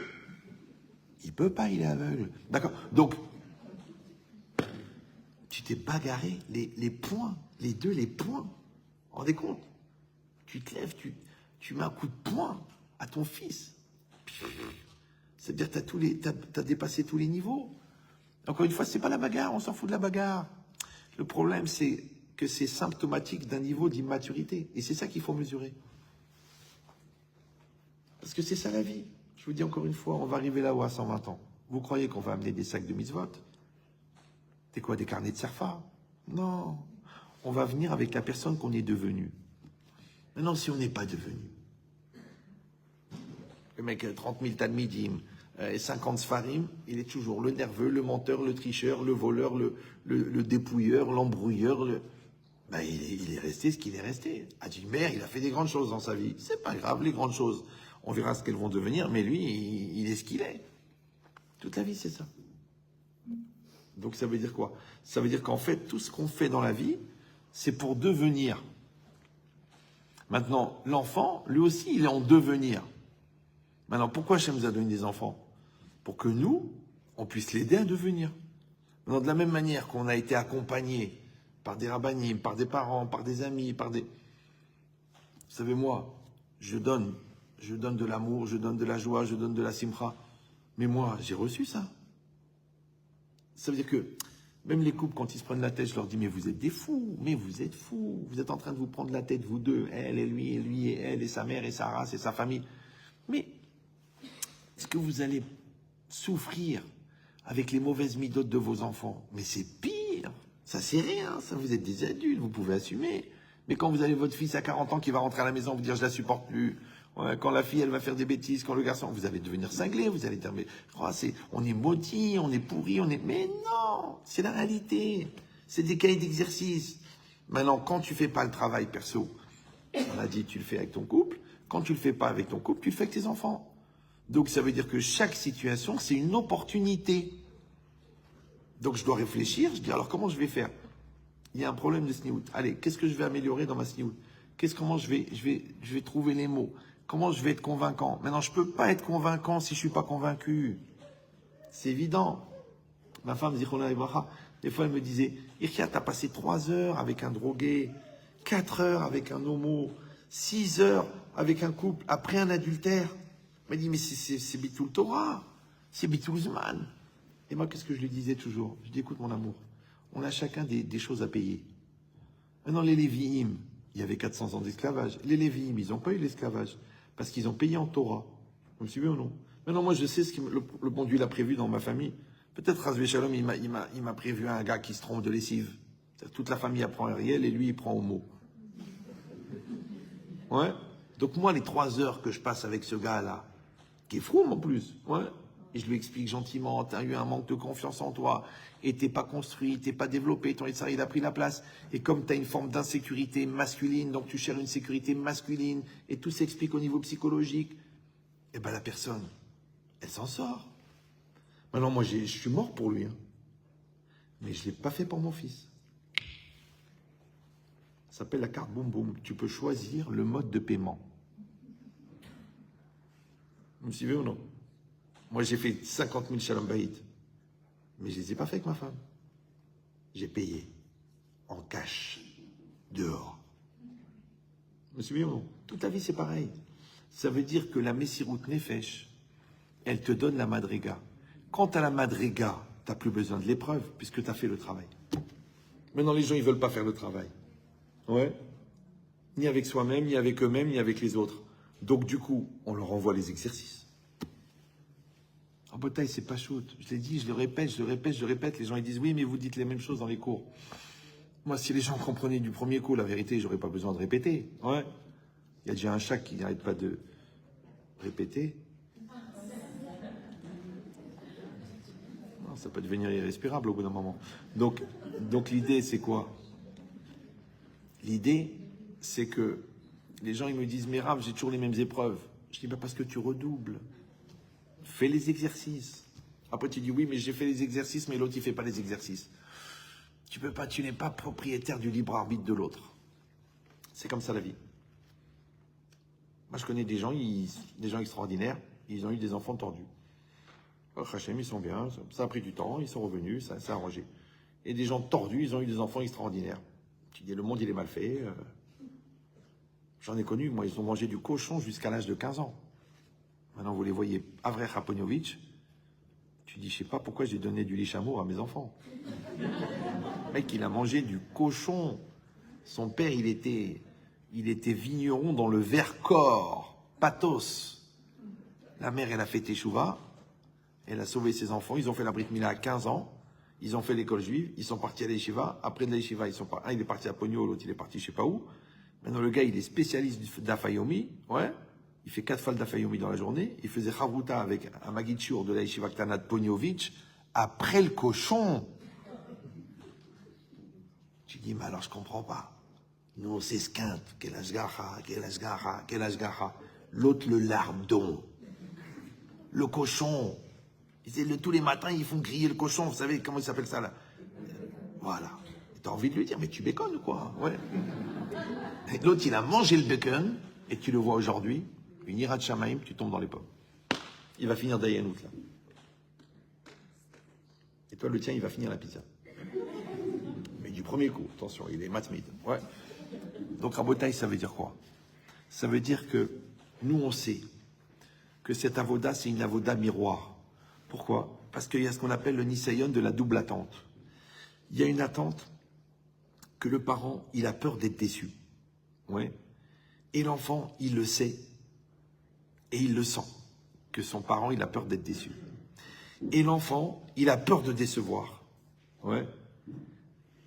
Et le parent, il sait que l'enfant, il a peur de décevoir. Et il le sait et il le sent. Donc en vérité, si on réfléchit, au niveau de ce qu'on aimait, parce que qu'on le veuille ou non, on aimait des vibrations, on aimait une énergie, on aimait de l'Aïrat Shamaim, on aimait de l'amour, on aimait de la haine, on aimait de l'équilibre, on aimait du déséquilibre. Ouais. On stabilise, on déstabilise. C'est comme ça. Parce qu'on est des émetteurs, si on émette. D'accord? Eh bien, l'enfant, il reçoit ça. C'est ce qu'ils disent les Chachamim, Dvarim ayotsim minalev, les choses qui sortent du cœur. Nirnasim les lèvres. Mais c'est pas comme les gens y pensent. Dvarim ayotsim minalev. Arrête. Retomber dans ce syndrome-là de. C'est pas vrai. Toi, t'es de Gardaïa, toi, encore pire. Ouais. Non. Dvarim ayotsim minalev, le lève, c'est l'intériorité de la personne. J'ai déjà expliqué 1 million de fois. Ouais. Le Maharal de Prague, il dit que Alev ou Merkaz Adam, c'est le centre de l'homme. Akol Noveam et Alev, tout vient du cœur. Donc c'est pas le cœur des sentiments, le cœur des émotions. C'est le centre.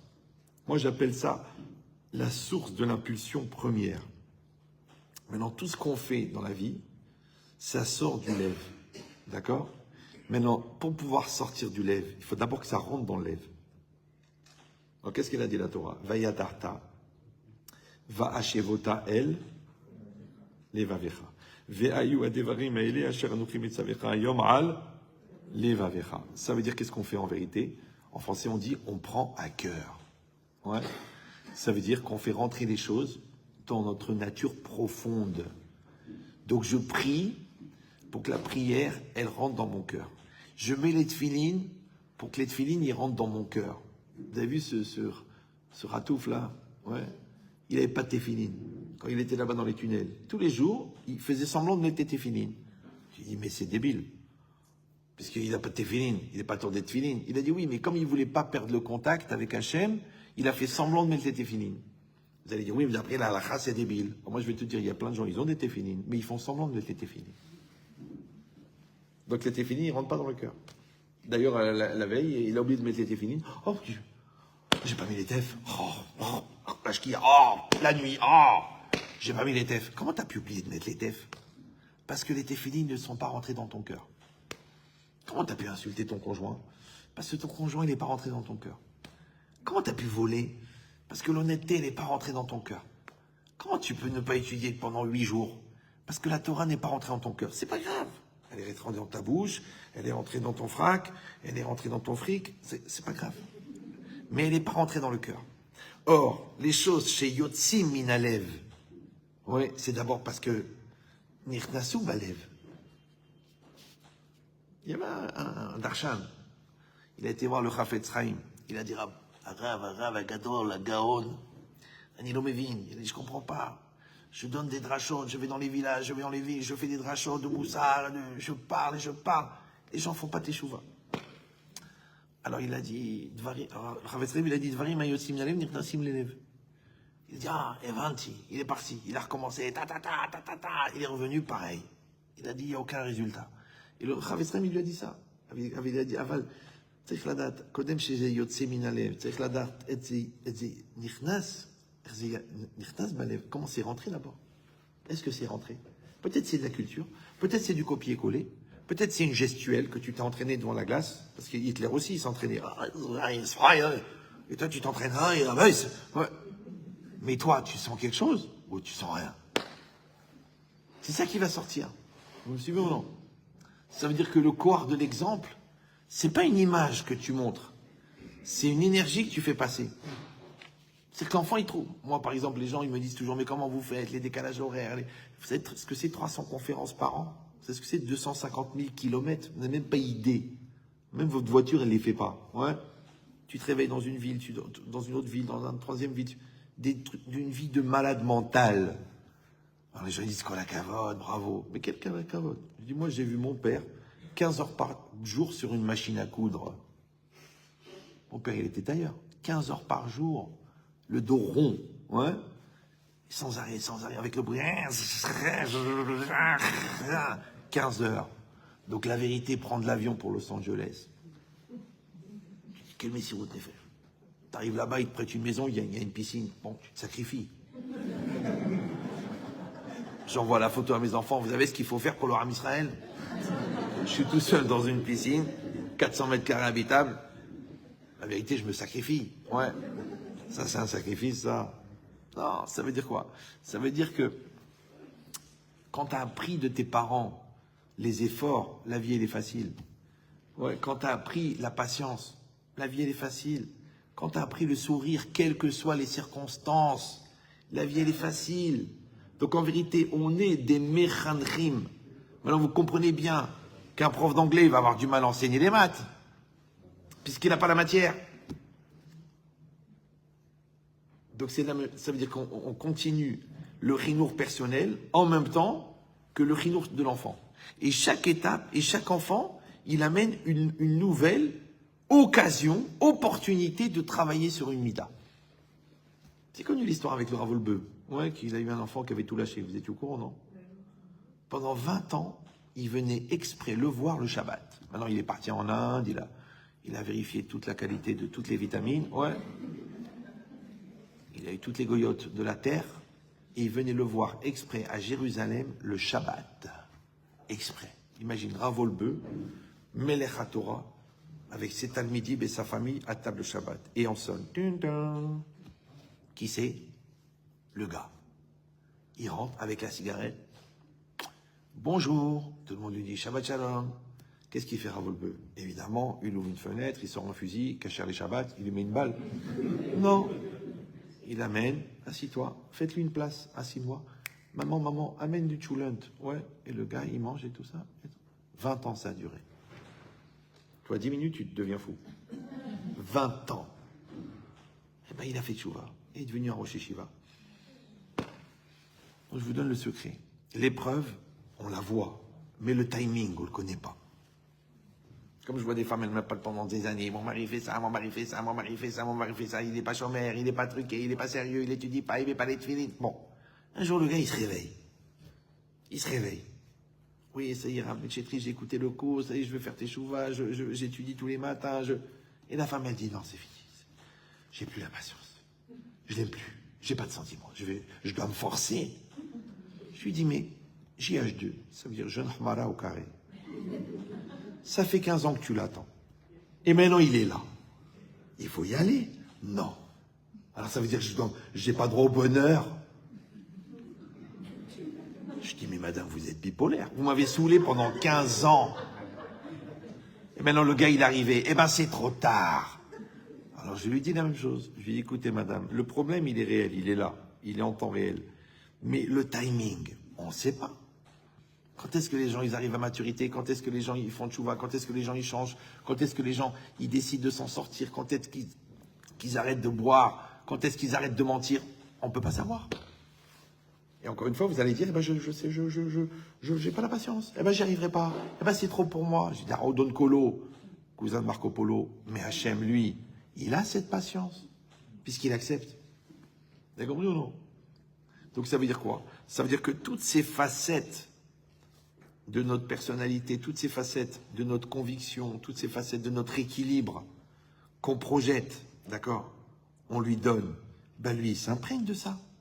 C'est-à-dire que la stabilité, par exemple, elle va s'imprégner chez l'enfant sous la forme de la sérénité.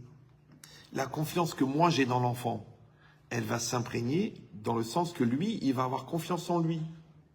Vous suivez, vous? Ouais. L'amour que j'ai pour l'enfant, ça va faire que lui, il va s'aimer lui-même. Ça veut dire qu'on a des... Comme vous, moi je ne sais pas cuisiner la vérité, mais vous savez ce qui se passe quand vous mettez la farine comme ça, si vous mettez les œufs d'abord, si vous faites monter les blancs avant d'incorporer la vanille, j'en sais rien, le chocolat. Vous savez, c'est des recettes. Donc, il y a des recettes. Il faut les faire. On les fait. Maintenant, ces recettes-là, c'est des gestes, mais il faut que ces gestes, ils soient des prétextes, oui, pour faire passer de l'intériorité. Comme moi, des fois, je donne des programmes à des gens, ou je leur donne les livres à travailler ou quoi, je leur dis la vérité, c'est pas les informations qui comptent, c'est le fait que vous avez travaillé. Même des couples, je leur donne un pack de Shalom Bayit, ouais, je leur dis faites le travail. Ils me disent oui, mais les cours sont longs. Je dis oui, mais le guet est court.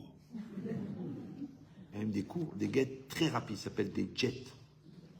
On les donne facilement. C'est EasyJet, d'accord? Mais l'idée, c'est quoi? C'est que c'est, encore une fois, l'information, le programme, le livre, ce que vous transmettez, c'est 10%. 90%, c'est le travail qui va être fait. C'est-à-dire que c'est un prétexte. Parce qu'en vérité, l'enfant, on pourrait le laisser jouer au foot pendant 18 ans, après l'attraper, s'il est intelligent, et en 20 minutes, lui expliquer c'est quoi la vie. Pourquoi ça prend tellement de temps? Ça s'appelle apprentissage. Apprenti, sage. Apprenti, c'est élève. Élève, c'est talmid. Et sage, c'est chacham. Donc l'apprentissage, c'est talmid chacham. Le talmid, il a des questions. Le chacham, il a des réponses. S'il a que des questions, c'est une maladie, ça s'appelle l'intellectualisme. Toute sa vie, j'ai des questions, j'ai plein de questions, j'ai pas des réponses à mes questions. S'il a que des réponses, c'est chacham. Celui-là, il est bête avant d'être intelligent. Ouais, et il est même bête après qu'il est intelligent. Parce qu'il est chacham. Ou yodé est akol, ou mevin est akol. Il a des réponses sur tout. Il est dangereux, celui-là. Ouais. Parce que la personne, elle a des questions. On a tous des questions. Mais on a des réponses. Ouais. Et on a des questions. Et on a des réponses. Et on a des questions. Et on a des réponses. Ce cheminement-là, c'est ça, Talmid Chacham. Donc vous avez compris que Talmid Chacham, c'est une posture d'évolution permanente. Maintenant, tu n'es pas que Talmid Chacham de la Torah. Tu dois être Talmid Chacham des Midot. C'est évolution permanente. Tu es Talmid Chacham de ton couple. Évolution permanente. Tu es Talmid Chacham de tes enfants. Évolution permanente. Parce que l'enfant, il a 8 ans. Tu lui parles d'une manière. L'enfant, il a 14 ans, tu lui parles d'une autre manière. L'enfant, il a 20 ans, tu lui parles d'une autre manière. L'enfant, il a 35 ans. Il t'appelle, il dit, papa, j'ai besoin de conseils. Ouais, tu lui parles d'une autre manière. Maintenant, tellement les gens, ils ne prennent pas le temps de parler, qu'ils parlent à l'enfant de 20 ans comme s'il avait 8 ans. Il n'a pas 8 ans. Il a 20 ans. Maintenant, lui, quand tu lui parles comme s'il avait 8 ans, lui, son vrai problème, c'est qu'il comprend que tu n'as pas compris qu'il a grandi.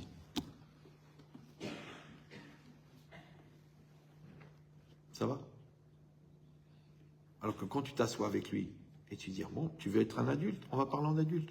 Moi, une fois, j'ai un des garçons, il a voulu se marier très très jeune, vraiment jeune. Je dis, il n'y a pas de problème. C'était à côté de Zolbegadol, là, à Kharmi. J'ai parlé 1 heure avec lui. J'ai dit, voilà mon fils, je vais dire la réalité. Voilà, tac, tac, tac, tac, voilà ça, les midotes, voilà l'argent, voilà le loyer, voilà les nerfs, voilà la fille, voilà le truc, voilà la nida, voilà la sexualité, voilà tout. Il a eu tellement il a eu peur, il a eu une khalichout, il a failli s'évanouir. Il m'a dit, papa, achète-moi un coca, je vais tomber dans les pommes. Je dis, papa, tu veux te marier, voilà, c'est ça le mariage. T'as compris ou non? C'est ça le mariage. Tu veux être un adulte, je te parle en adulte. T'es un gamin. C'est pour ça que tu craques. Maintenant, tu as des ambitions, tu as des rêves, tu as des halomot. Bon, bah, Hachem, aujourd'hui, il est marié, il a 4 enfants, tout va très bien. Et Dafka, lui, il avait cette maturité-là de vouloir assumer. Je lui dis, mais tu as un petit décalage de 1 an et demi. Tu es 1 an et demi trop tôt. Il faut que tu fasses encore du travail, il faut que tu fasses des choses. Et grâce à Dieu, il les a fait, il est devenu, et Baruch Hachem, il est bien, et maintenant, il donne des conseils. Ouais. Donc, ça veut dire quoi? C'est que tout est possible dans la vie. Mais il y a une question de timing. Timing de trop tard, timing de trop tôt. Maintenant, encore une fois, tu ne peux pas avoir le recul pour lui expliquer ce qui se passe si toi-même tu n'as pas fait le travail. Donc ça ne restera jamais l'effet miroir. T'as compris ou non? C'est que tout le travail que tu as fait en fin de compte avec l'adolescent et l'adolescente que tu as épousé et la crise d'adolescence de votre couple que vous avez dépassée, c'est pour pouvoir aborder la crise d'adolescence de l'enfant qui est devant vous. Parce que l'enfant, c'est quoi? C'est celui qui rêve. L'adulte, c'est celui qui assume. Et l'adolescent, c'est quoi? C'est celui qui passe de la douce réalité du rêve à la réalité difficile de la maturité et de la responsabilité. Alors, le passage entre la fin du rêve et le début de la réalité s'appelle la crise d'ado. Parce qu'il se rend compte qu'il a des envies, mais il n'est pas capable de les assumer. Ça s'appelle la crise d'ado. Mais je n'ai pas dit d'âge. Ça va? Maintenant, l'enfant, c'est celui qui rêve. Encore une fois, l'adulte, c'est celui qui assume.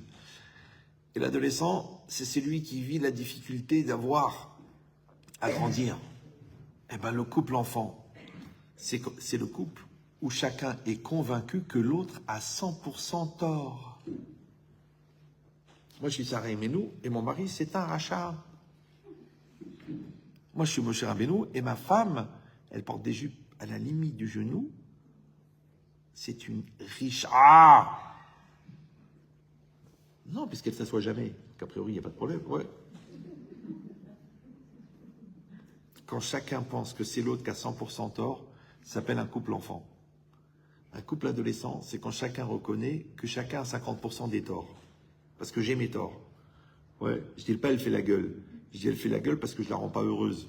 Ouais. Je dis pas mon mari fait des choses en cachette. Il fait des choses en cachette parce que je le flique et je le stresse. J'ai ma part. On a toujours une part. Sinon, c'est vous croyez pas en Dieu. Et là, à ce moment-là, c'est autant habiter à Acapulco. D'accord? Donc l'idée, c'est ça. C'est que le couple enfant, c'est chacun y pense que l'autre a 100% tort. Le couple adolescent, c'est chacun y pense qu'il a 50% des torts. Et le couple adulte, c'est quand chacun y pense que la responsabilité, elle est à 100% chez lui et elle chez elle. Et que quand chacun il a fait ce qu'il a à faire, tout va bien se passer. Et c'est ce qui se passe. Vous me suivez ou là? Alors je sais qu'il y a une tentation d'accuser, de transférer, de culpabiliser. C'est sûr que c'est une tentation. Mais la vérité, ça avance à quoi?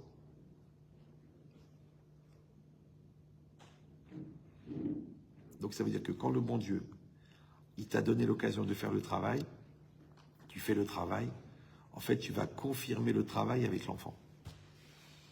Je dis, je le répète, le capital de joie, le capital de sérénité, le capital d'assurance, le capital de bien-être même le capital de Torah, le capital d'équilibre que tu vas donner à l'enfant jusqu'à ses 20 ans, c'est ça qui va lui permettre de traverser la banquise de la vie. Mais quand tu lui as mis des nerfs, des stress, des engueulades, moi je connais un gars, un collègue, enfin un concurrent, il a 10 enfants, 8 divorces. C'est pas mal au niveau proportionnel. Ouais. Mais seulement, moi j'ai parlé avec un des enfants, toute la journée, les engueulades, l'argent, les stress, les insultes, ils ont grandi dans ça. Ou le contraire, moi je connais un rave, il ne fait pas de shidour s'il n'a pas des renseignements sur le shalom bayit des parents. L'enfant, il est extraordinaire. Mais comment il était le shalom bayit de ses parents? C'est ce qu'il a reçu. Vous suivez ou non? Donc la logique, c'est simple. C'est que chacun d'entre nous, ouais, quand il va réfléchir, mais qu'est-ce que l'enfant il voit? Ouais, comment mes enfants me voient? Ils me voient exactement comme moi, je me regarde. Si j'ai cette approche moussarite de me projeter, ouais, et de m'auto-analyser, que j'ai pas besoin d'attendre la tochacha, j'ai pas besoin de l'engueulade, j'ai pas besoin d'être convoqué à l'école, j'ai pas besoin d'être convoqué par le psy. Je sais où j'en suis en temps réel, tous les jours. Ouais. Moi, j'ai 64 ans, ça fait 50 ans que je fais le travail. 50 ans.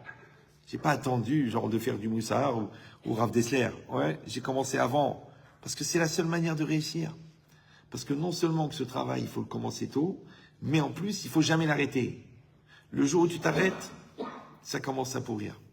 C'est comme la pâte. Tant que tu la pétris, elle devient pas hametz. Dès que tu arrêtes de pétrir, elle devient hametz. 18 minutes, 18, haï. Haï, c'est la vie. Donc vous avez compris maintenant qu'on a cette possibilité, on peut le faire. Ouais. Et que quand on se met dans cette situation, encore une fois, où il va falloir être des exemples, être positif, être bien, et c'est doublement gagnant, parce que qui c'est qui va gagner? C'est toi, parce que tu seras heureux. Qui c'est qui va gagner? C'est toi, parce que tu seras sincère. Qui c'est qui va gagner? C'est ton couple, parce qu'il y aura une très bonne ambiance à la maison. Ouais.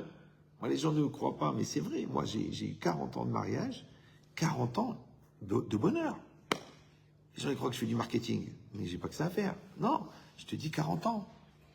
C'est des hauts, des bas, tout le monde, mais le bateau il avance. Toujours dans le positif, toujours dans la solution, toujours dans le sourire, toujours dans le dialogue, toujours dans la communion. Mais c'est un travail.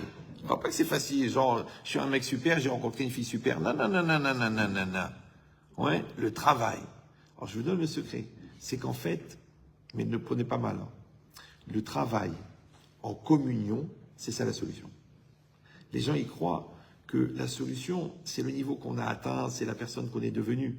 Non, dans le couple, c'est le travail. C'est-à-dire de maintenir tout le temps en situation de travail.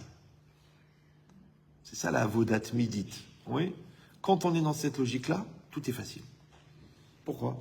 Parce que quand toi, tu es en vigilance, que tu es en positivisme, quand je dis toujours, quand tu es occupé à faire des compliments, tu ne vas pas faire des critiques.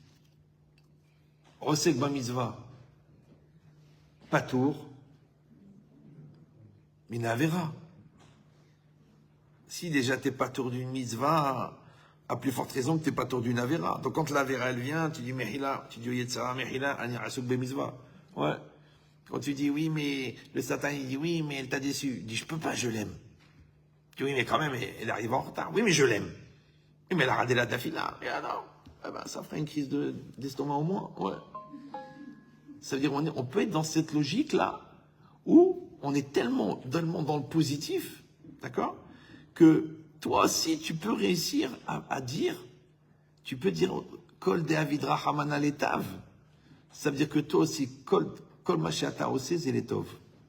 Tu peux arriver à ça. Parce que l'homme, il a été créé à l'image d'Hachem. Ouais. Et Tov, on a expliqué 1 million de fois, ça veut dire complet. Donc ça veut dire que toi, Marasim Tovim, c'est pas des bonnes actions, ça chez les scouts. Marasim Tovim, ce sont des Marasim qui sont shlemim. Et Marasé Shalem, comment tu sais qu'il est Shalem? Parce que toi, ce Marasé, il est mashlim une situation, puisque tu as fait ton rôle, tu es mashlim la situation, et en même temps, Ce Maasé, il est Mashlimotra, t'as grandi de là. C'est ça des Maasim Tovim. Maintenant, si tu as été l'homme de la situation, mais toi-même tu n'as pas grandi, ça ne marche pas. Et si tu as grandi personnellement, mais tu n'as pas fait ton rôle, ça ne marche pas non plus. Donc vous avez compris en fin de compte, c'est ça Gamzoul et Tova. C'est pas, c'est pour le bien. Je suis malade, mais c'est pour le bien. Non, Gamzoul et Tova, ça veut dire même avec ça, j'ai grandi. Même avec cette difficulté, j'ai grandi. Même avec ce handicap, j'ai grandi. Même avec cette peur, j'ai grandi. Parce que la peur, quand tu l'as grandie, elle devient moteur. Oui, une limitation au niveau intellectuel, quand tu l'utilises, elle devient moteur. Une difficulté au niveau de l'argent, elle crée de la motivation. Parce que le riche, il n'a pas de motivation, parce qu'il n'a pas d'idée. Ouais, il a de l'argent, mais il n'a pas d'idée. Donc, dans chaque situation, ce redoublement, il a renforcé l'enfant. Donc, c'est bien. Tu dis, oui, mais j'aurais préféré qu'il ne redouble pas. Et alors, il serait arrivé immature sur le marché du travail et il aurait fait une dépression au 4e refus. Donc, parce qu'il aurait été faible. Donc, Gamzoul et Tova, ça veut dire que Gamze, Zebal et Ashlimoto. Quand on est dans cette logique-là, tout est facile. Voilà, j'espère que ça a répondu un petit peu à votre attente.